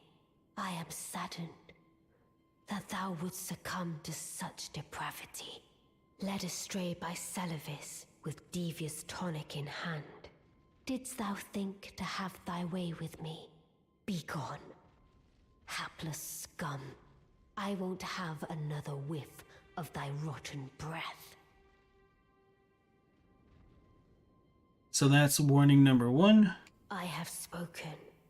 Away from my sight.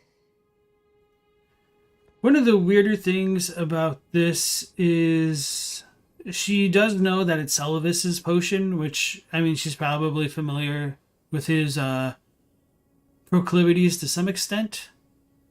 But setting that aside, here's the most OP move in the game that's just never used ever. This is the 3rd time, fiend. Enough of thy unbearable breath.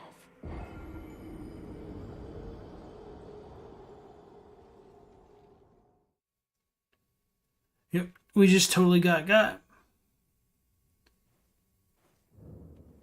Oh, and I guess it's a little bit unfortunate that we did the load screen thing, because Seluvis will be dead. But even if you don't get killed by Ranni and you go back to see Seluvis immediately, he'll be dead. And Pedialyte will be attacked.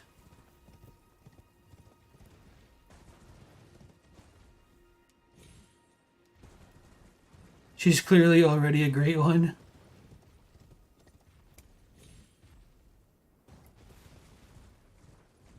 The DLC will reveal her baby slug. Spells you wish you could get, yeah. So Seluvis is gone.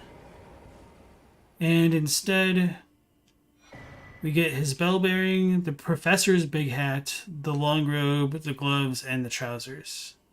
Now we can examine his body to continue to buy the puppets. No Dolores is available, which is kind of interesting.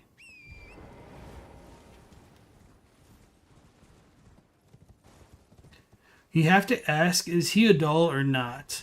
So that's a little bit contentious. Like, you could definitely make the argument that Seluvis is having his strings pulled by Pedia.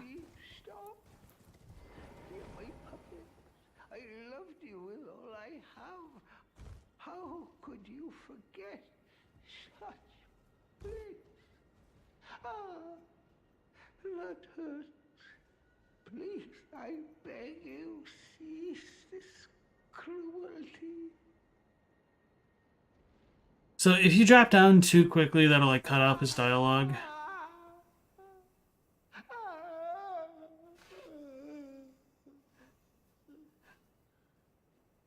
The way he dies is like a puppet with his controller gun. Yeah. So, Pedia and Seluvis get their collective comeuppance. It's kind of funny. They definitely fixed this, that his dropped item is where he was just a moment ago. We get the bell bearing and the sleeping arrow puppet. So, with him saying that he loved the puppets with all he had right here, that is a pretty big indicator that this dude probably is Seluvis. I'm pretty confident they have the same voice actor. And he's probably just putting on a front when he's Seluvis, because he knows if he ever said that stuff to our face directly, that we could just rub his face in the dirt, essentially. So he's just kind of a weak-willed person overall. And there'd be no reason for Ranni and or her puppets to attack Pedia that we know of, unless he betrayed them. So, overall, I'm in favor of Seluvis and Pedia being the same being, but I can understand why some people might not want to believe that. And that's like one of the other reasons why like Elden Ring is a lot harder to approach, because we do have potential multiple cases of like people sharing bodies or something along those lines, or sharing identities with Yura, Shabriri, Pedia, and Seluvis potentially.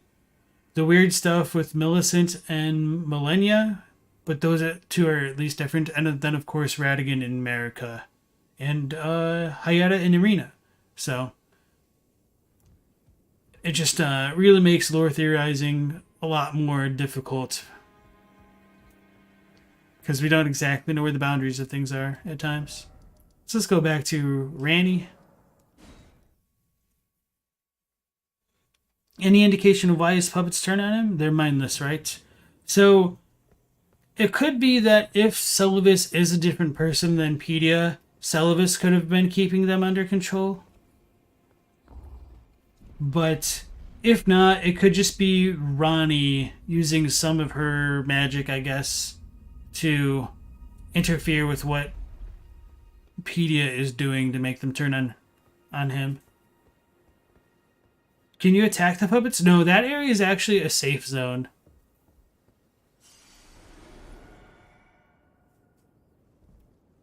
I turned off the HUD, but normally if it's on, you'd be able to see.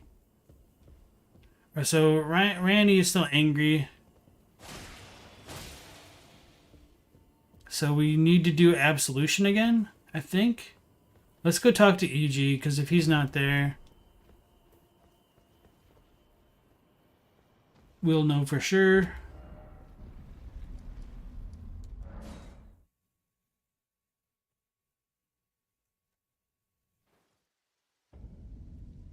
Right, EG's gone, so we do need to do absolution for her to, like, forgive us. Which, you know, makes sense. A little bit hard to forgive someone for trying to make you into an extra puppet. She's already a puppet. I don't know, it's kind of funny. Alright, do we even have another Celestial do? I don't think so. Okay, we do have one. Oh yeah, we did pick one. Okay. So that'll be good, because this will give us the opportunity to go see Muriel again anyway.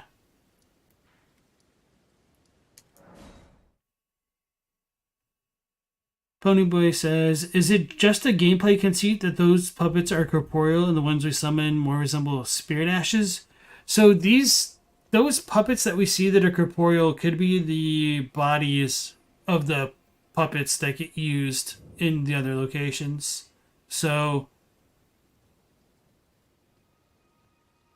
it could just be the equivalent of like how Dung Eater's body is in Seluvis' storeroom, but we summon its spirit through the spirit ashes, or like the puppet ashes, I guess. So let's do absolution at the Nox monk statuette. I guess this is a real statue, not a statuette. Sins are absolved. That is kind of also cool that this is in like a circular pool. Maybe it's supposed to reflect the surface of the moon. Not like literally reflect, but more like symbolize the moon. I don't know. Yeah, you try to supernaturally roofie me, but I forgive you. Greetings. Do you need anything? So, Beseech Aid. Wolf's Sword Trap, Carrion Greatsword. Do you possess any? Then I would like to concerning the Radigan once repaid. Oh, he just repeats himself here. Okay.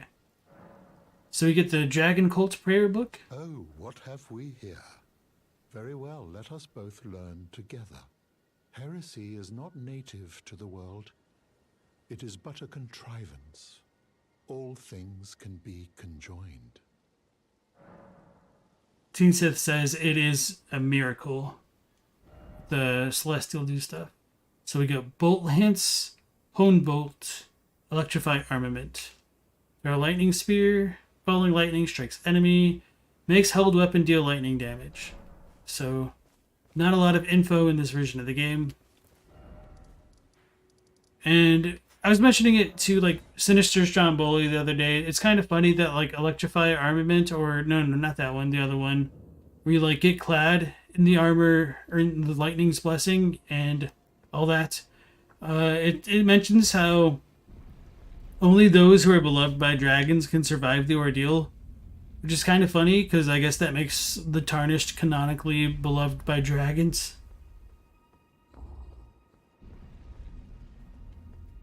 Because I was wondering if that was just like listed as hearsay in Japanese, but no, it's the same. I was like a little bit terrified that it just broke the quest and we couldn't continue again for whatever reason. Ah, it was thee, not blithe it seemeth. Even in my slumber I sensed it. It is in thy possession, is it not? The hidden treasure of Nokron. My thanks. Finally all the pieces are in place. Soon must I begin my journey. Upon the dark path only I may tread. Rat says they are different voice actors. Seluvis is voiced by Charles Dale, and Pidgeot is voiced by Martin Ellis. Okay, thank you very much, Rat. So that is a little bit more reason to think that they're different characters there. Ah, but before I leave, I must entrust thee with this. Take it. Karian inverted statue. I also like that she uses both hands. Well, she uses 2 of her 4 hands to hand it to us on the one side. My discarded flesh lieth beyond the seal unlocked by it, upon which is carved the curse mark of thy desire. I can fathom what thy purpose might be. Neither of us is welcomed by the brighter path, I see. You may leave now. It was but brief, but thou gavest me fine service.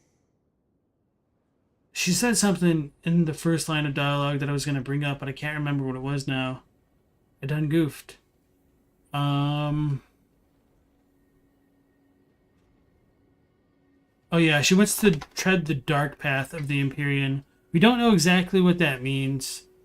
I think I was going to say something more about it, but I'm just kind of blanking right now. What is it?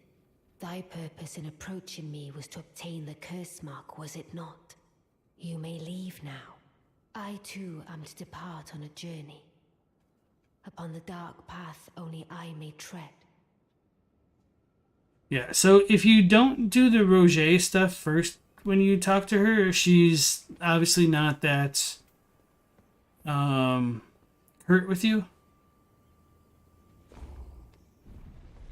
It's kind of funny. Why did I run back? I always do that. So, what was I going to do? I was going to talk to E.G. again. Yeah, he'll tell me more about Ranni and her journey. Oh yeah, I was going to talk to Roger. Because he should be out for the count now, but it's kind of ironic that like once we finally get the last bit of info that he needs, that he's pretty much done for.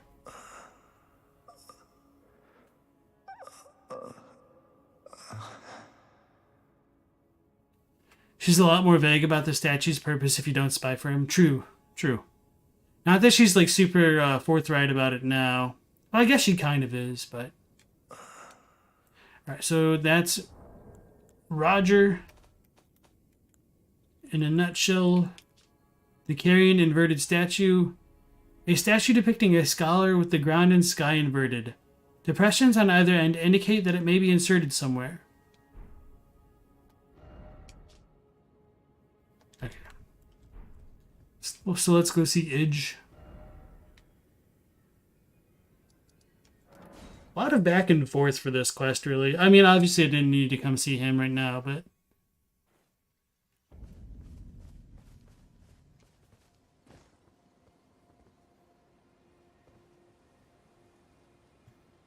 Oh, there you are. Good of you to drop by. Have you heard? Lady Ranni has departed on her journey along the dark path of the Imperium from Renna's Rise, as she calls it. It would not have been possible without you. As Lady Ranni's war counselor, and moreover, her childhood warden, I express my deepest gratitude. You, and only you, were Lady Ranni's true champion. My purpose is nearing its end. I've served Lady Ranni for as long as I can remember. It has been a long and wondrous journey. Now Lady Ranni is in your hands. I pray that you serve her well, unto the very end. Lady Ranni has departed on her journey, along the dark path of the Imperium, from Renna's Rise, as she calls it. It would not have been possible without you. As Lady Ranni's war counselor, and moreover, her childhood warden. Okay, that's kind of funny. It just repeats the old dialogue, but the subtitles don't match. Can we upgrade? No.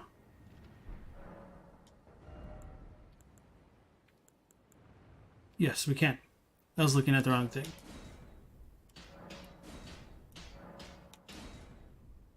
Sweet. Alright, so that's that. The next place to go to is Renna's Rise, which we'll do. Right, Rat posted the description of the retail statue, which is cool because it's a little bit clearer as to where to go. Where am I going? No, not that way. There we go. Teen Sith would like to imagine Ranni put a sticky note on it before handing it over.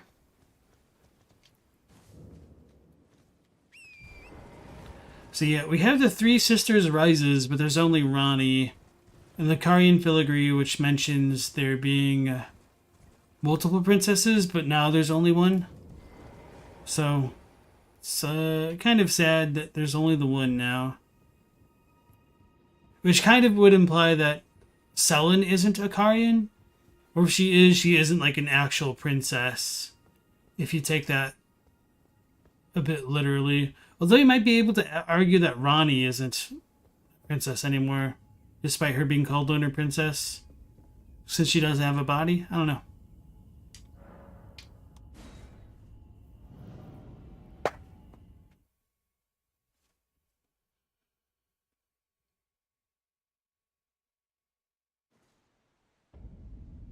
Ainsel Rivermain?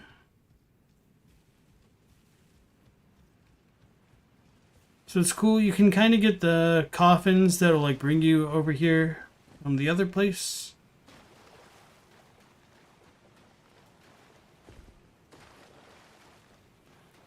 And there's no silver fireflies surrounding this coffin in this version of the game.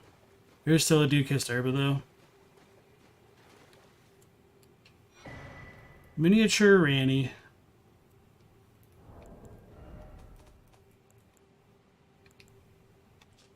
A doll resembling Ranni the Witch. Hold this doll while resting at a site of grace. Allows the user to hear Ranni's voice from time to time. Okay, so that's... I think that's way more explicit. Let me double check, because I don't remember it saying anything like that.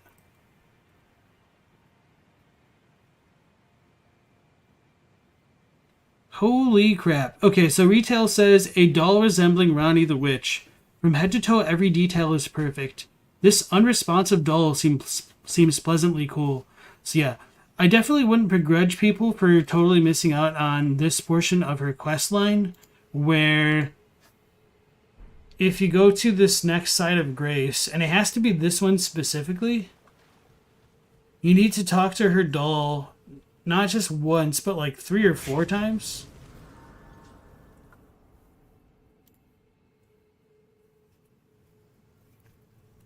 Yeah, retail didn't say anything about being able to talk to her, which is kind of an unfortunate change.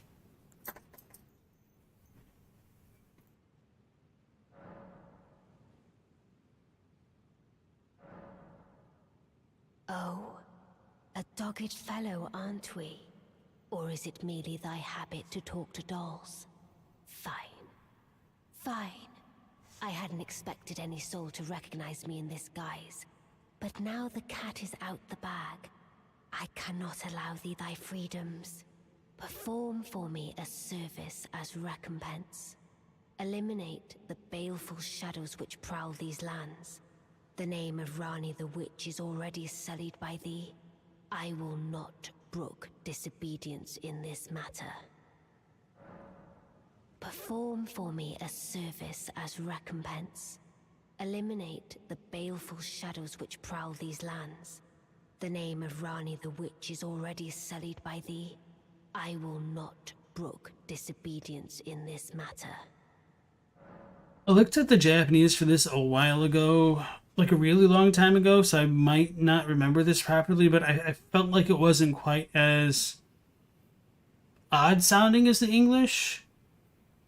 In terms of just like why she says like I won't, like you've already sold the name of Ranni and I won't brook disobedience. Like I don't know, that just sounds like a little bit stilted and almost like a non sequitur where it like doesn't exactly follow what she's talking about.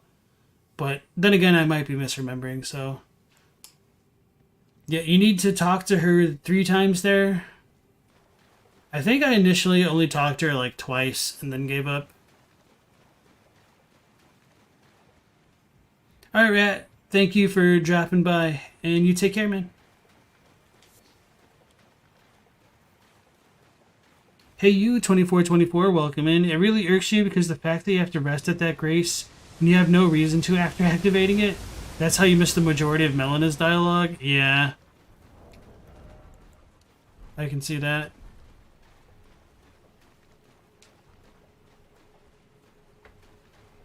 This is pretty good after having to perform Absolution, not gonna lie.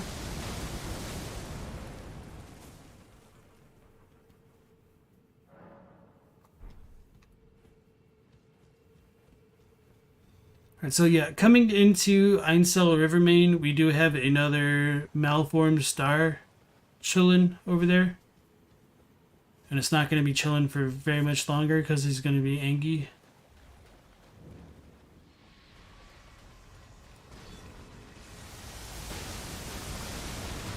And it can knock over the trees, which is pretty cool. If you get up close, you can kind of melee attack it. If you... Some people can melee attack it, apparently I can't. Oh, that's different.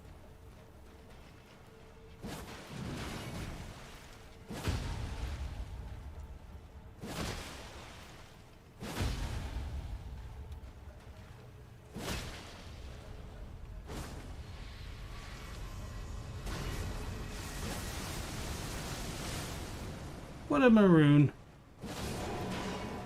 So yeah, it was also colorless like the other malformed star we saw in the Lane mine. Somber polar smithing stone. Must be weak to melee. Ghost glovewort. We can finally upgrade the mimic tier now.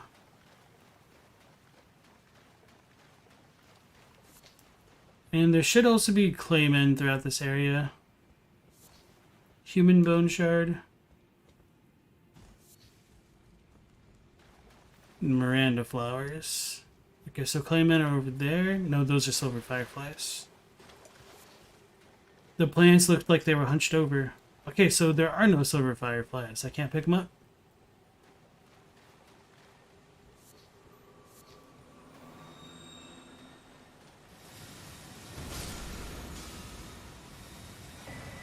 Great magic bubble.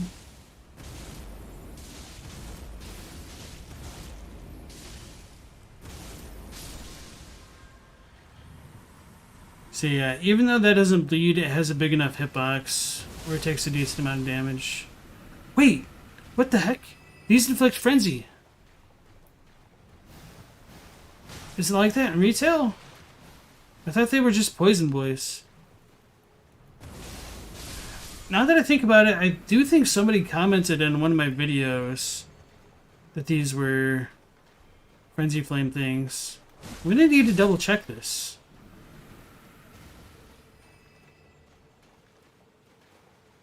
No, I mean, I usually... Like, after my first playthrough, there's no reason to come over here.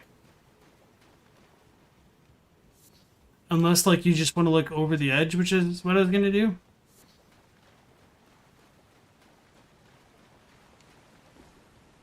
And on my first playthrough, I was also using the Godslayer's Greatsword, so it had inherent fire, so I might not have just gotten hit by any of these.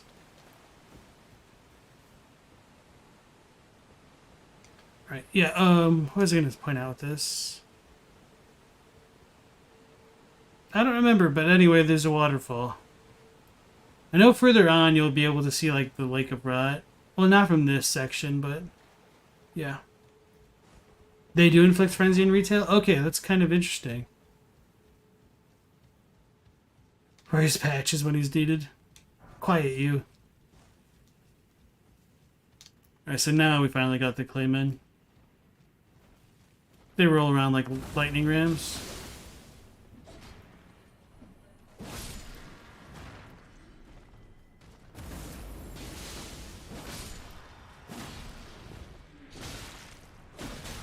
Oh yeah, they're not really gonna get staggered from an R1.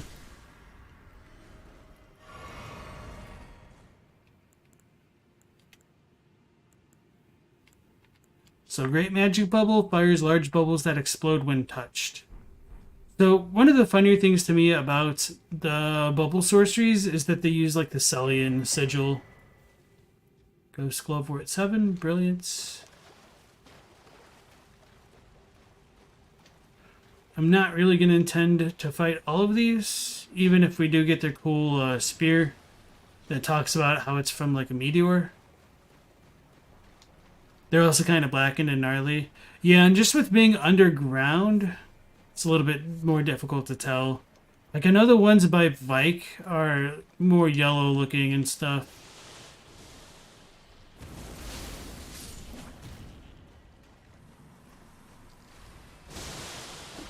Dang, that did a lot of damage.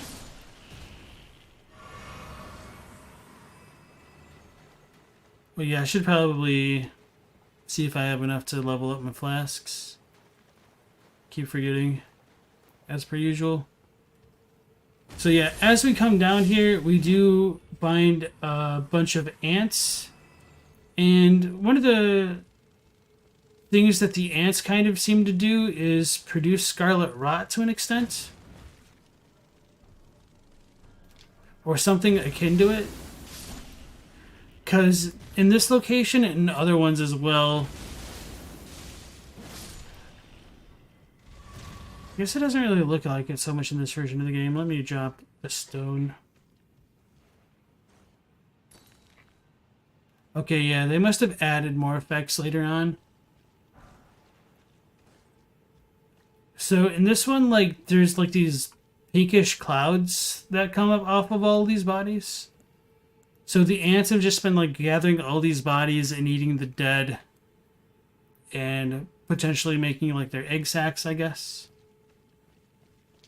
There's also some like bigger bones. So the ants might be inadvertently eating runes from that. I'm not sure. But this is what I wanted to point out. T-Sith said, you watched some challenge runners and the one video the guy spawn killed Margit by precasting the Great Bubble spell? It's crazy. So as we look down here, we get into the other side of the Ainsel well, which we haven't gone down yet. So we can see the malformed star. And there's no star colors here, no T-posers.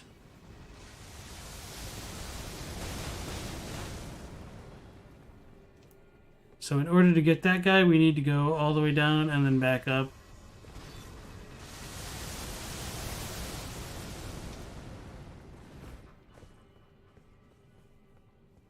However, before dropping down to deal with the malformed star, let's climb all the way to the top. Hey, Colo RPG, welcome in. Yeah, you can ask a question.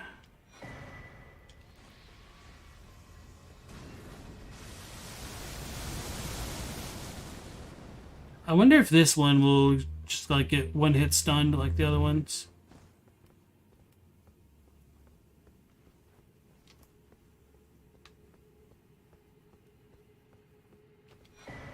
Wing of Estelle? Cool. I was kind of wondering if it wasn't even going to be there.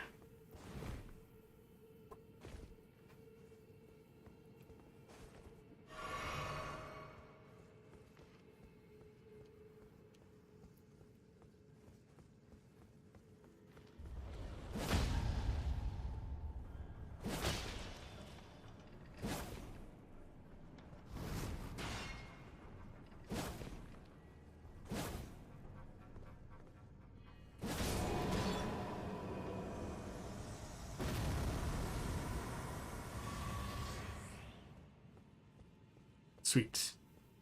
So there's something you've been thinking about the lore regarding Miyazaki and Martin's writing style. What is it? Right, so these are just kind of like the old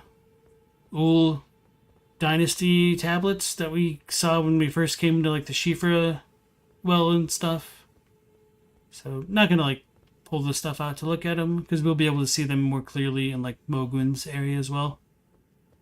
So with that guy out of the way, it's a lot easier to contend with the stuff down here. But we will need to warp back up to the top. So that's why I wanted to get the one item so I didn't have to come all this way over again.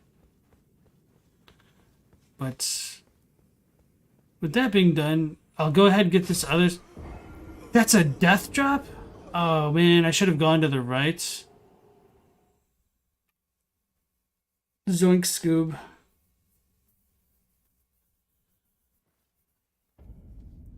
Well, at least we don't have to deal with this first Malform Star.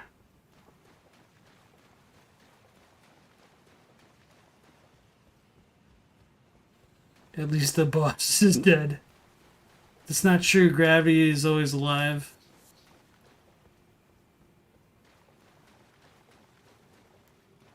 Yeah, and I guess I didn't point these out, but we do have the old Dynasty statues over here as well. And for anybody who doesn't know, this like relief sculpture thing is part of a real life map of the known world found in Mesopotamia.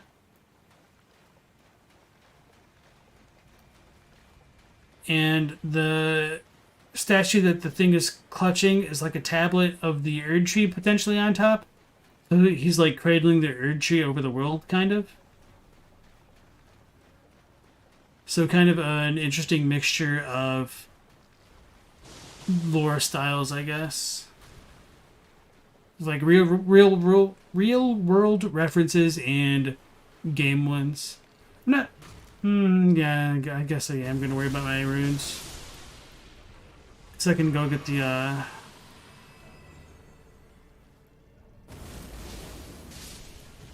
merchants stuff as well as the side of Grace down there.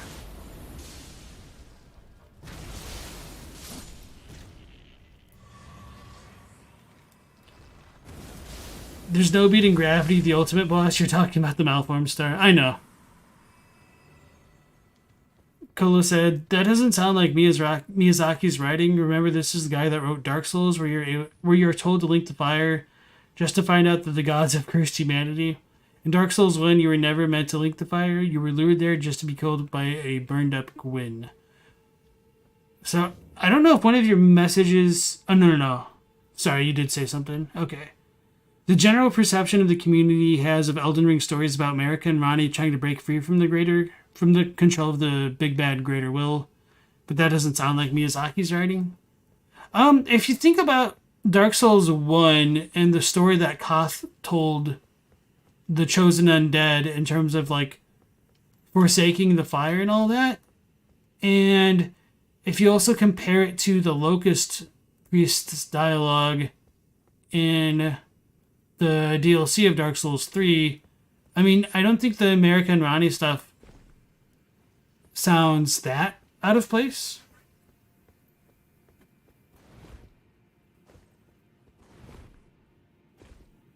Can't believe I got death dropped right there.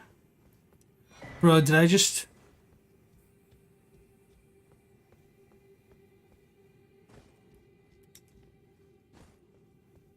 So about those runes, guys. About those runes. Get the Ainsel River map. Sweet. Totally forgot it was right there too, actually. So we get Old Palace ruins. Is someone there? A customer? Well, how long has it been?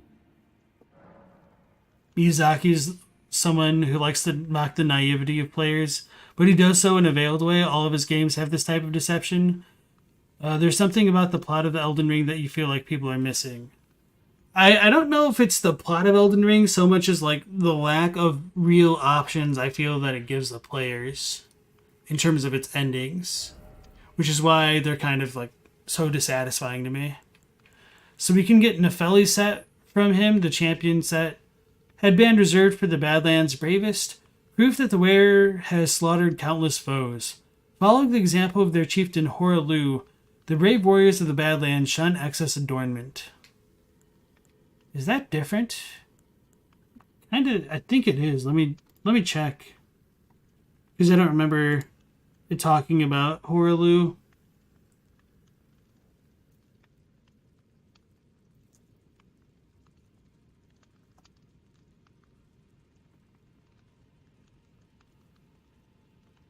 Oh no, it is the same. Okay, I just don't remember what this says, apparently.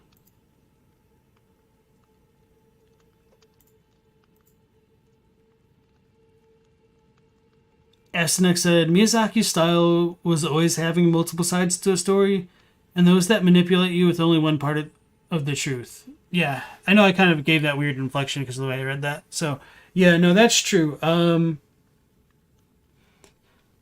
In some ways, the Tarnish doesn't feel quite as manipulated as they did in previous games. But I mean, it's kind of like an illusion of choice more than anything.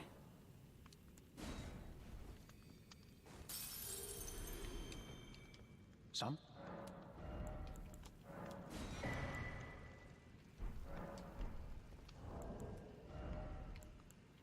May as well pick up everything that I can from here. Some?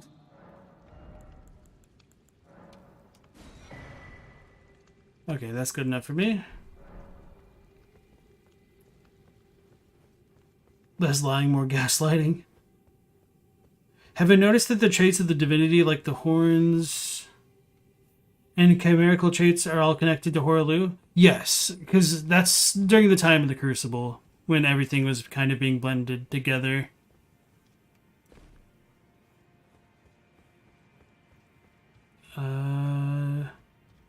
Asenek said, many see the Golden Order as critical, essential to the lands between. In both cases, they were wrong, but they did have a point that helped.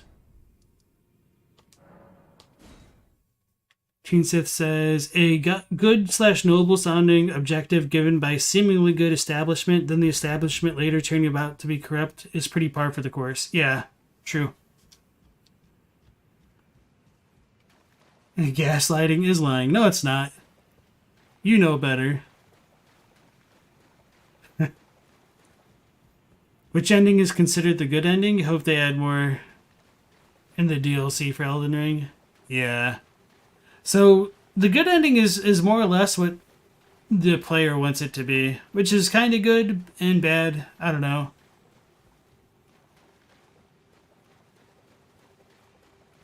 We're spoiled expecting multiple endings. You think the real mistake is the assumption that any ending is a good ending? Yeah, that's just kind of how I feel. They're all kind of a bit dissatisfying for me. The problem is the leader of the establishment here isn't the greater will, but America. I don't think that's the problem. I mean,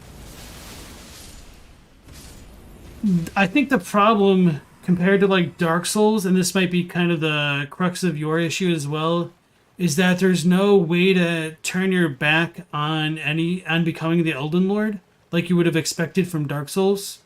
The closest like analog to that would be the Frenzied Flame ending, but that's a lot more fatalistic than Dark Souls ever made itself out to be. Although, to be fair, I mean, all of Dark Souls endings are kind of similar to the Frenzied Flame ending, which is why, like I mentioned in my April Fool's video, that, like, didn't you guys learn anything from Dark Souls 3? They tell you, like, this is the way to go. You need to, like, get rid of everything for true balance to be restored to the universe. But I'm essentially, like, intentionally misleading by only giving one side of the story in that video. Yeah, America's more of a figurehead, crucified in a pit, hardly the big leader of it all. A lot of people seem to miss the Golden Order as America's religion, who claim she's the one true God. So she did, at the very least, declare her intent to search the Golden Order. Yeah, Colo, I understand. If you want to join the Discord, it's a little bit easier because the character limit is a lot more forgiving.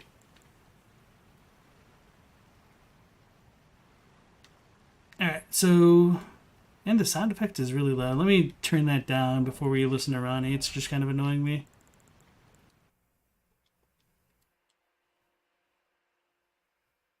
So if you look at the pinned message at the top of the chat, I do have join the Discord up there. So if you click the link there, that will allow you to join the Discord, whether you are on mobile or on a browser, or if you download the app/program for it.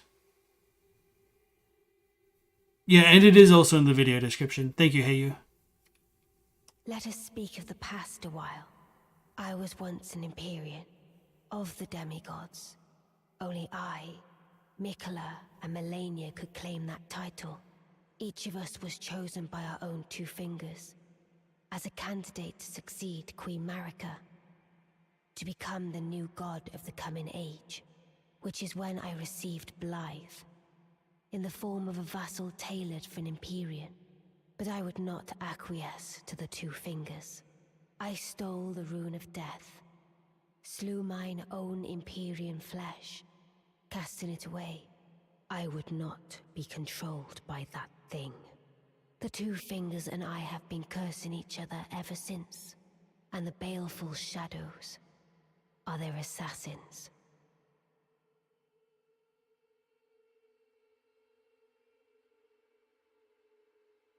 So there's obviously a lot to parse there with Ranni's dialogue, where she says that only she, Mikola, and Melania were Imperians.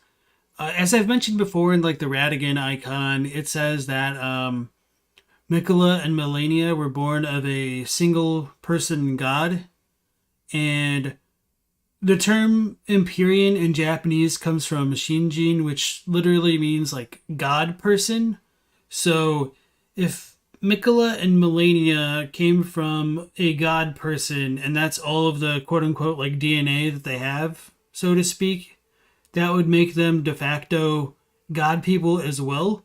So I don't know if they were, like, actively chosen by the Two Fingers to become Imperiums, or if they were Imperiums by nature of their birth.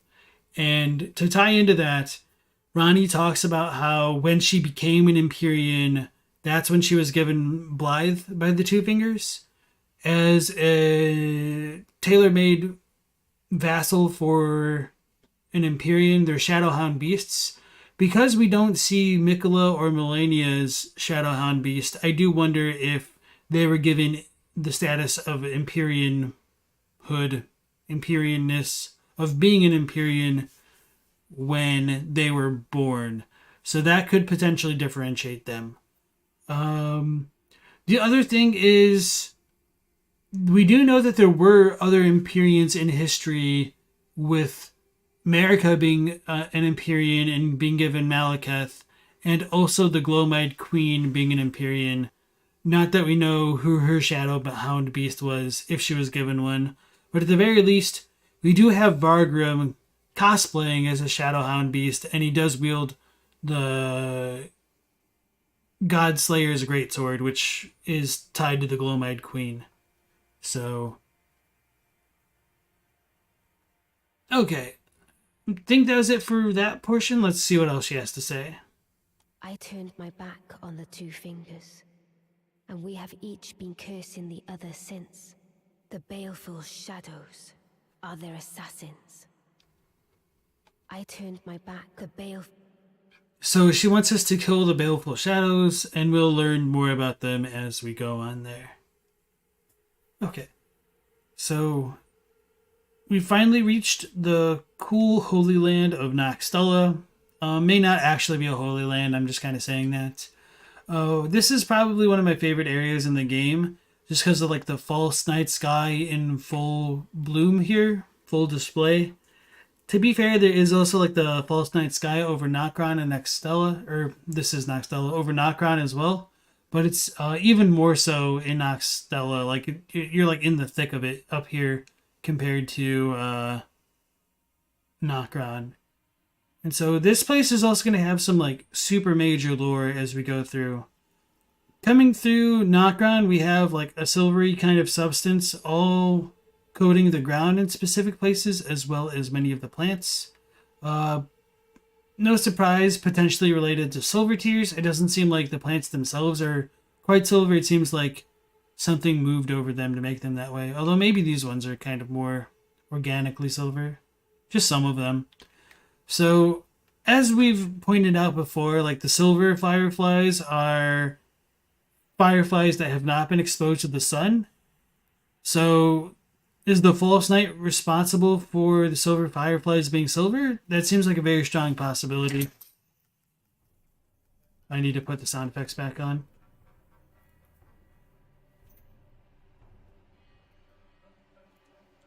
How dare it run away. I don't know my own range. Yeah, I should just not conserve my mana.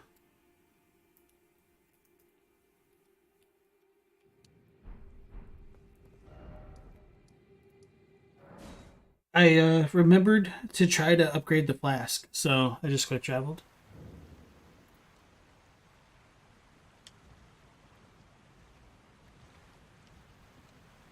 All right, Colo, nice. Thank you for joining the Discord. Yeah, it should be easier to have like a more in-depth discussion there. What do I think is the nature of the false? Excuse me. What do I think is the nature of the false night sky? I did mention this in a couple streams ago when we were doing like the Ray Lucarian stuff. Okay. Where actually, yeah, let's just go talk to it now, because I haven't done that on this playthrough. We're going to go back on over to Limgrave real quick to talk to the Finger Reader Crone. Because I've mentioned her in passing quite a lot, but it's nice to actually have the direct reference at hand.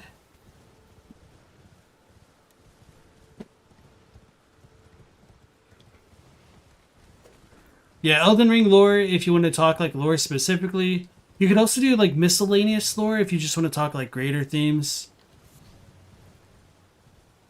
Did I say miscellaneous lore? I meant like miscellaneous discussion. Misc disc.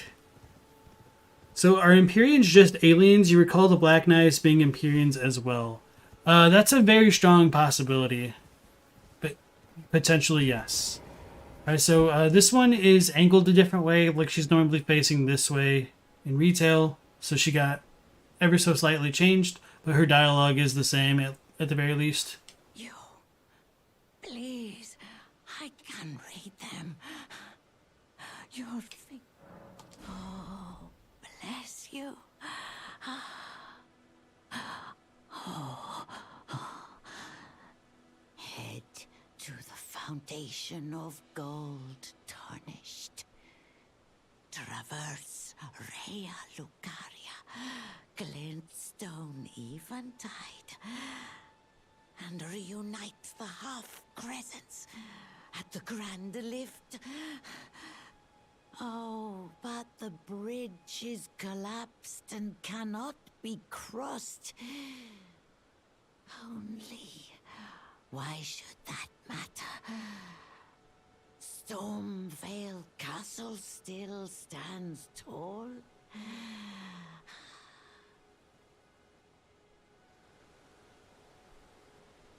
So I do think it's unfortunate that like the finger reader Crone's dialogue never really updates as you go through the game. But anyway, she's talking about this bridge being broken, and you can jump down it to like go the long way around into Liurnia. And this is the kind of old highway that I talk about all the damn time. There we go. And when she talks about Raya Lucaria's Glintstone Eventide, as she calls it, the Japanese is a little bit clearer in that it's Raya Lucaria's false glintstone sky. Hold on, let me try to remember. Yeah, it's Raya Lucaria's false night sky, I think.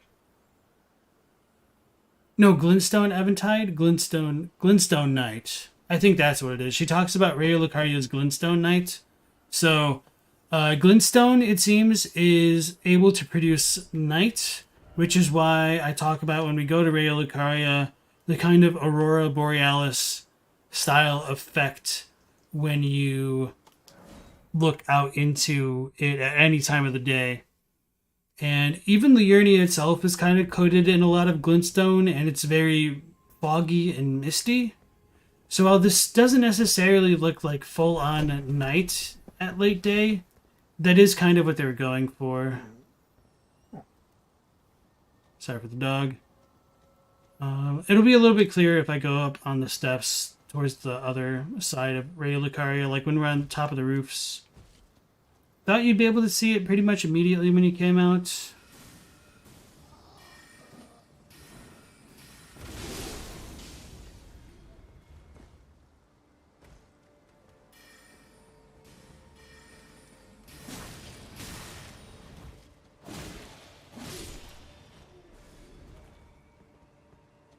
Man, you just can't see it. But I'll go to the actual beginning of the area then.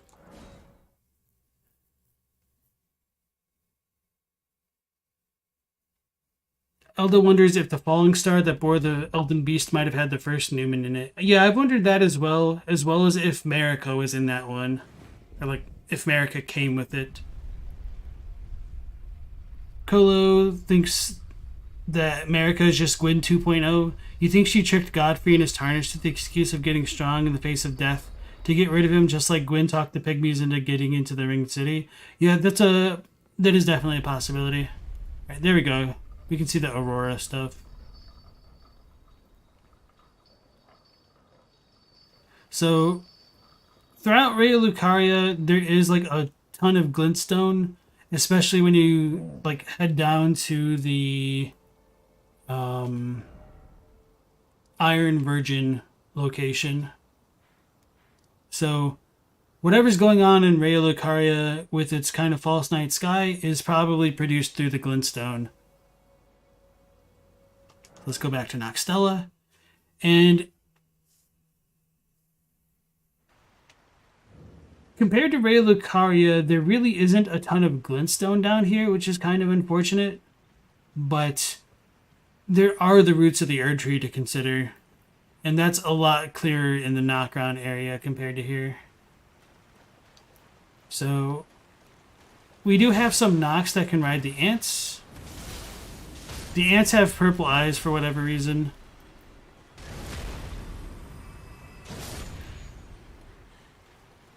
It just seems like the dismounted stabs were a lot more powerful in this version of the game. Alright.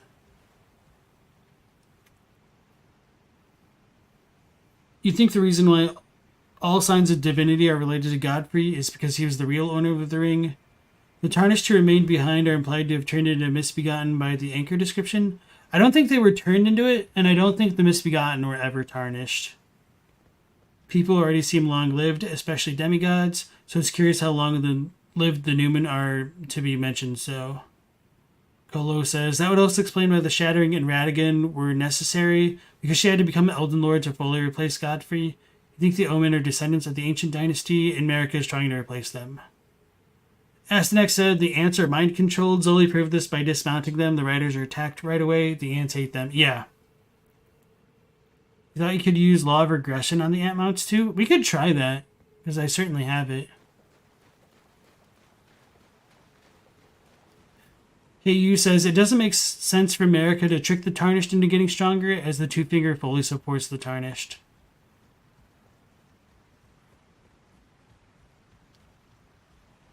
That's why Mikola can't raise the Halig tree and why he needed Mogwin's blood.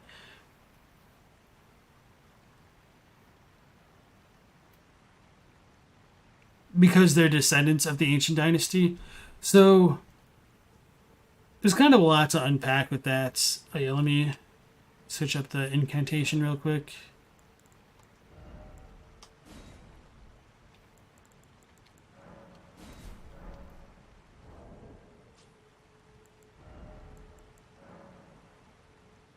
Wait, no, I've been leveling up my intelligence. I can just...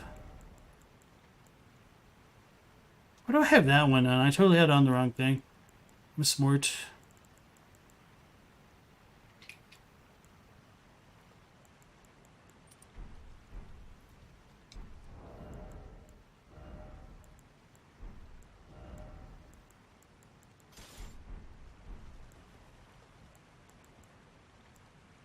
I totally forgot I have distraction on as well. It's a really good one, especially for like humanoids. Let's try it.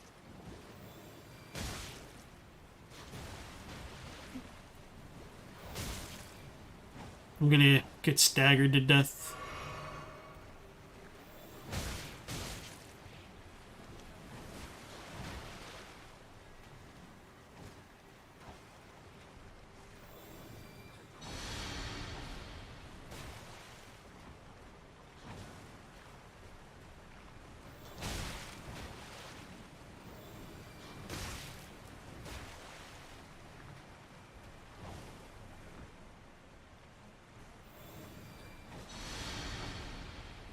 I feel like that should have been in range. Even the person I felt could have worked, but just to be safe. Okay. So that does not work. You just trying to get me killed. Correction, you got me killed. The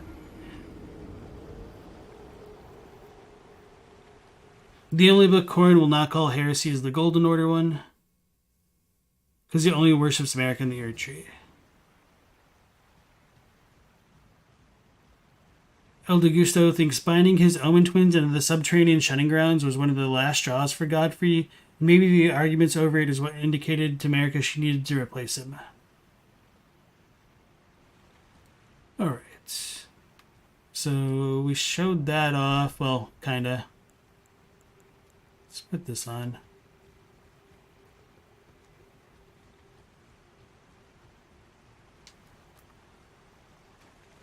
I don't even need to fight this. Why'd I come this way?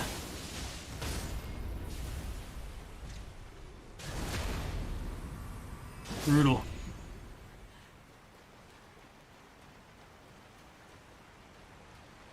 So yeah, we did do Absolution earlier here, and you can tell that has the same attire on as that Nox Swordstress.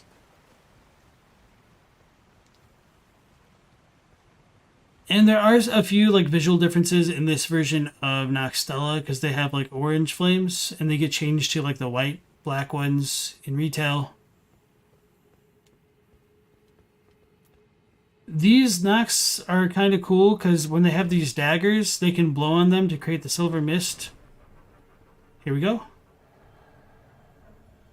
And that saps our life just like the silver mist. Although that was a lot shorter.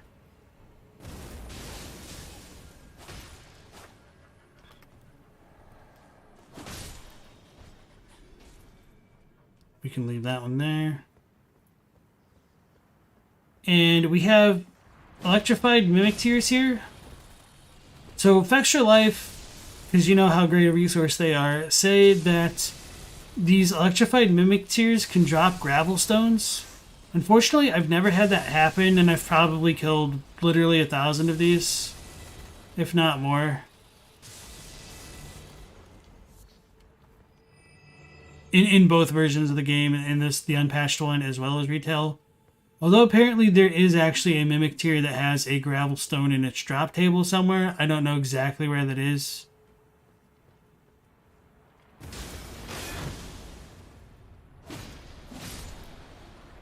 So we have silver tiers that are like in a phalanx formation, and they take a lot less damage because they're shielding, essentially.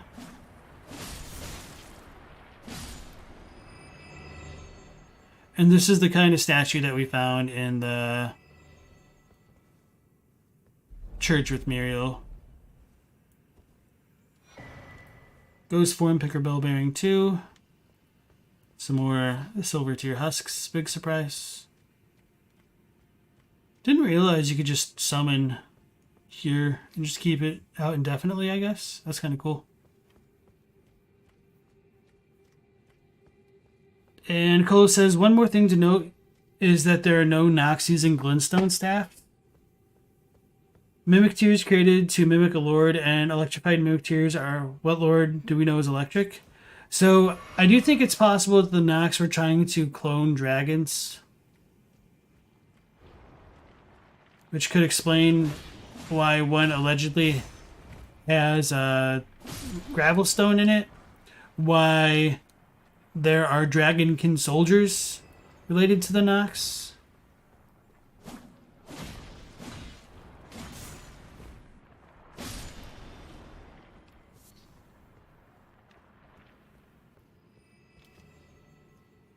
But that's all still hearsay.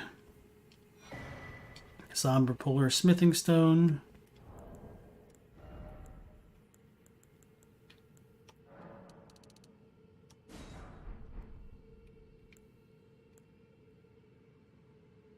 So as I've pointed out quite a lot, like through Lane-Del. Well, that's cool. Just like went through the floor. Oh, this is bright enough. These kind of doors show up in Lane-Del and in Celia. Wait, no, this one's different. Okay, this one doesn't have like the signature vines, but I think those ones still show up nonetheless. Let's not get got by this. I know this item isn't like super significant either. Alright, I'm not going to worry about it. I don't want to risk it for no reason. That only further proves the idea that the Elden Lord is the one who really mattered. It proves the idea that the Elden Lord is the one who really mattered before. The Nox are matriarchal, and Tears are called Marika's lineage in the game files. There's a little bit more to that.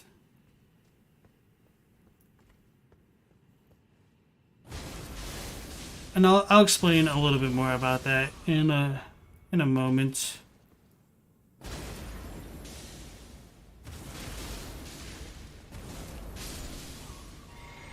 Alright, so chat, wake up. It's big lore, mind-blowing, theory-breaking time. Night Maiden and Swordstress puppets.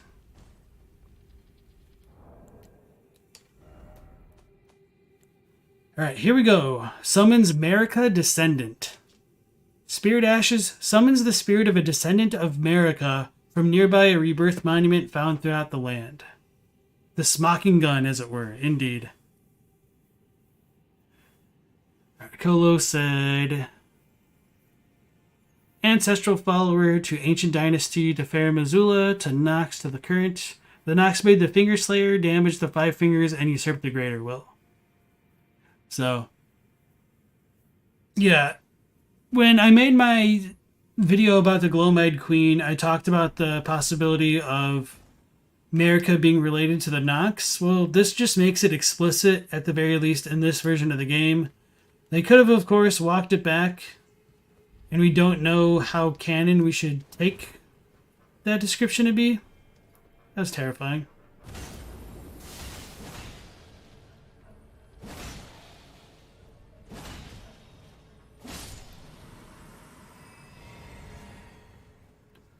So it just does kind of lend support to the theory with all that. And also just makes things a little bit more frustrating because Marika could be related to the Glow-Eyed Queen, could be related to the Nox, could be related to the Newman. And they're all Imperiums because we do have the trousers, which say that they're the waistcloth worn by the members of the Imperium family. And with America being related to them all now, it's just... everything is just always tied together. There's also the fact that the Nox establishments are called the Eternal Cities. America is called the Queen Eternal.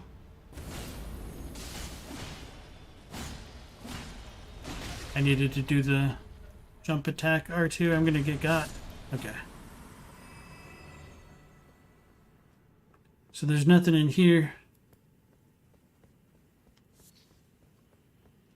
Literal or ideological descendants? Literal ones, it sounds like. You love that bridge?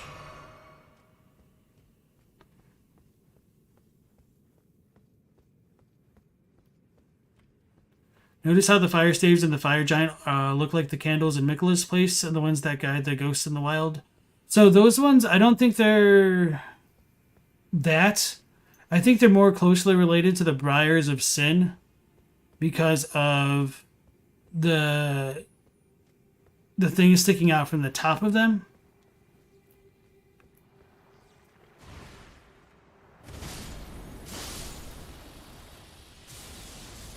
And like based on what the Thorn Sorcerers actually use.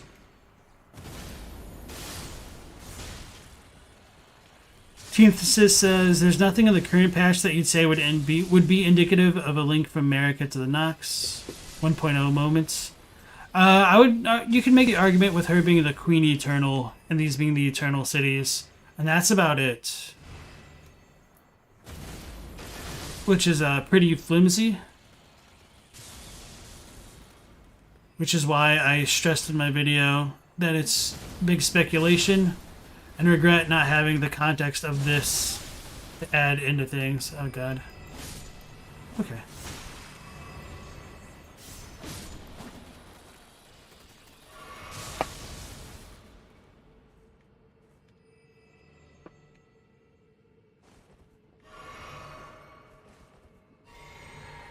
Stella says, out of curiosity, is the Japanese the same? Sorry, for what specifically? Because the 1.0 descriptions aren't exactly in the Japanese anymore. With a caveat to that, like the internal file still have like the quick descriptions that do relate, but not everything is the same. Well, I guess there's no beetle here.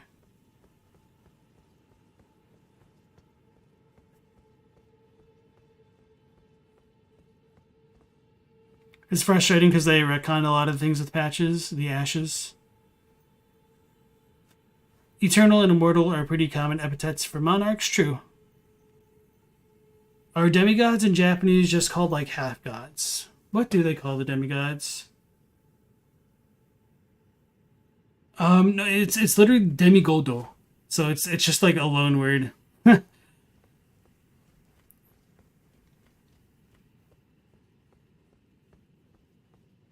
They could not have been Godslayers in America's age because Godwyn was the first dead god, so they had to come before. So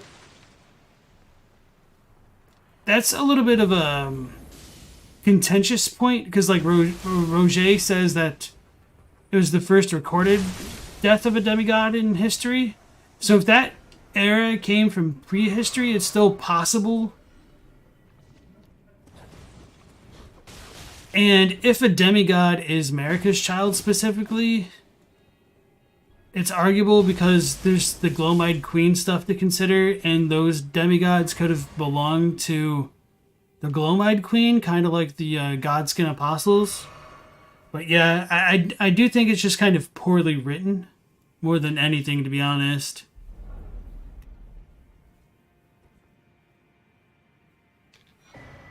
Eternal seems to be a race. Nox, Doom, and the same. So here we go with the Moon of Nokstella. We can finally show that one off.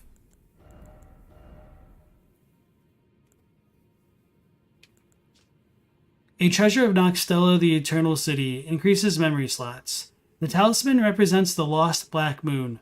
The Moon of Nokstella was the guide of countless stars.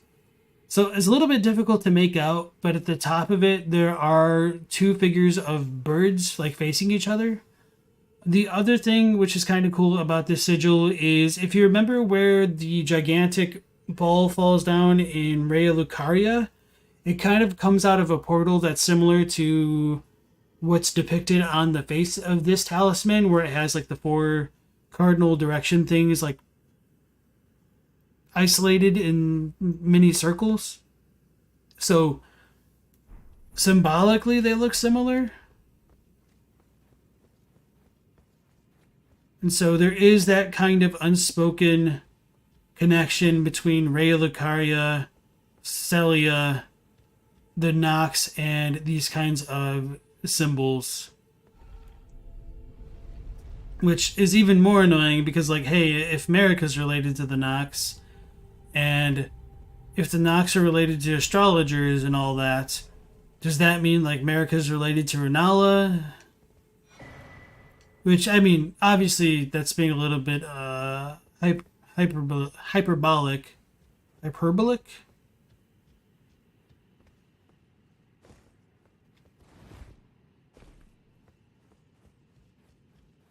But I think you can kind of get where I'm coming from with that, rather. So we get another stone sword key.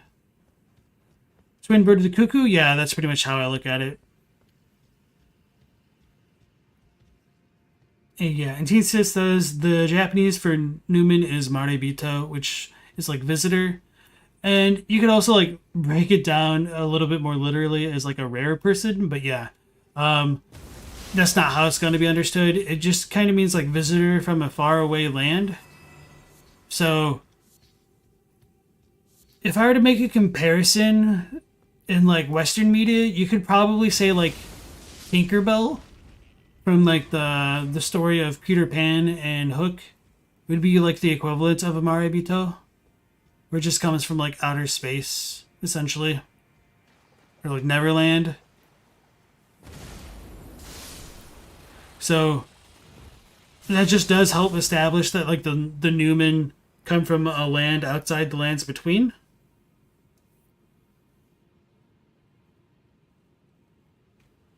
Oh yeah, and with Kolo saying they had no staffs, I don't think that's too big of an issue because it is questionable when Glintstone first arrived in the lands between, and going along with that, there is the Staff of Loss, which doesn't require Glintstone to cast sorceries.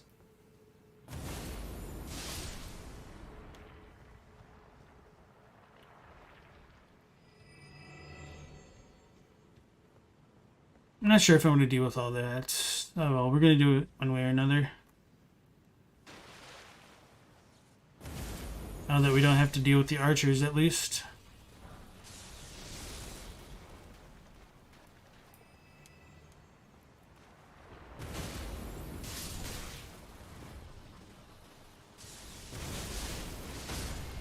Oh, wow. Was not expecting the one shot.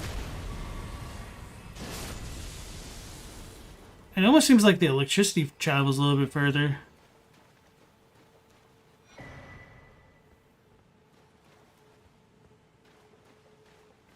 You think they used to worship the stars until the Estella incident?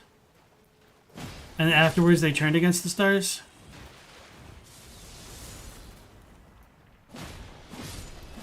You think the moon of Nokstella was an artificial moon made in the same way as the Graven Mass from Selen? Yeah, I tend to think that it might be possible that their black moon could be related to that of a silver tear. Just because the gigantic balls that we see are made out of silver tears. And they look nearly identical to what's set inside... No box there. What's inside the Moon of Nokstella talisman.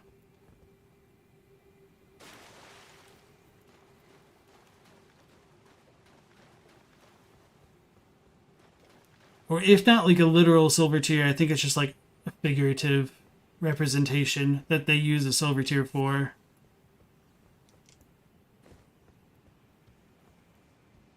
So it seems possible they could have just been worshipping silver in a roundabout way.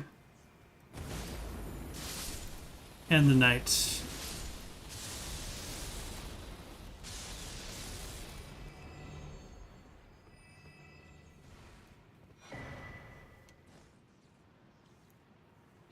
So looking down there, we get the chair crypt. Oh, that looks really awkward right there. We get the chair crypt of Nokstella with the giant in the throne. And that's where we would fight the Dragonkin Soldier of Nokstella. Which drops through like a hole in the ceiling. I guess we can't see it from this angle. Oh, there it is, kind of. Comes from like that hole up there. You think one of the silver tears is called a mother silver tear in the files? It would just be the big ball that has the little ones come out of it.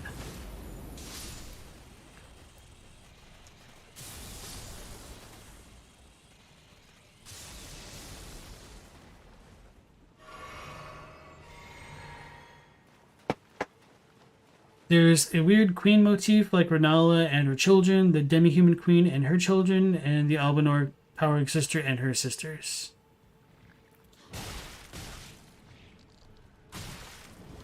So what do you think that queen motif has to do with anything? I'm not following that.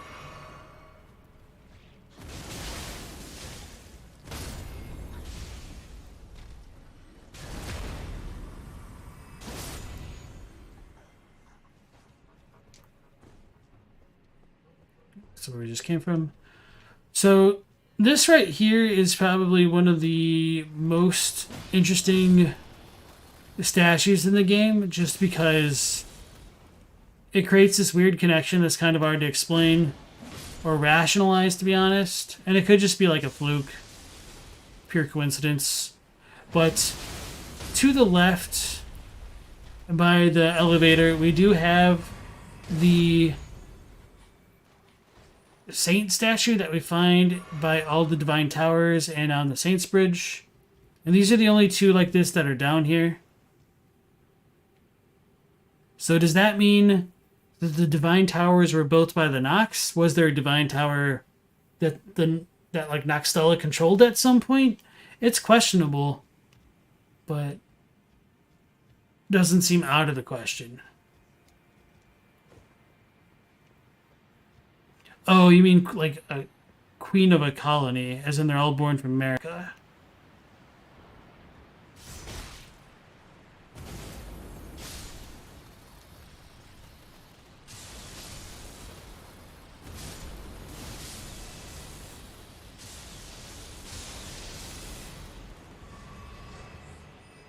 The Grace Mimic.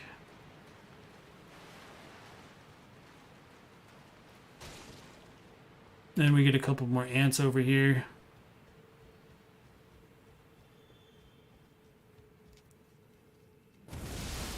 Notice how there are two Stellas, one called Stars of Darkness and one called Malformed Stars, but one of them cannot summon smaller Stellas. Do you think this could be a trick? No, I think it's sometimes they just do that with repeated bosses, where some will have like more attack variations than the others. I know the way that it summons additional Estelles is when it's on extremely low HP. So we could farm that out to see if the one that Ranni's quest has does the attack or not. But I do know the one down in the Consecrated Snowfield Mine, the Yellow Annex Tunnel, does create clones of itself. Like the Estelle that leveled the Eternal City and the Estelle that took the sky are not the same. I mean, sometimes that's just how FromSoft designs encounters. It's kind of hard to say if it's lore significant or not, unfortunately.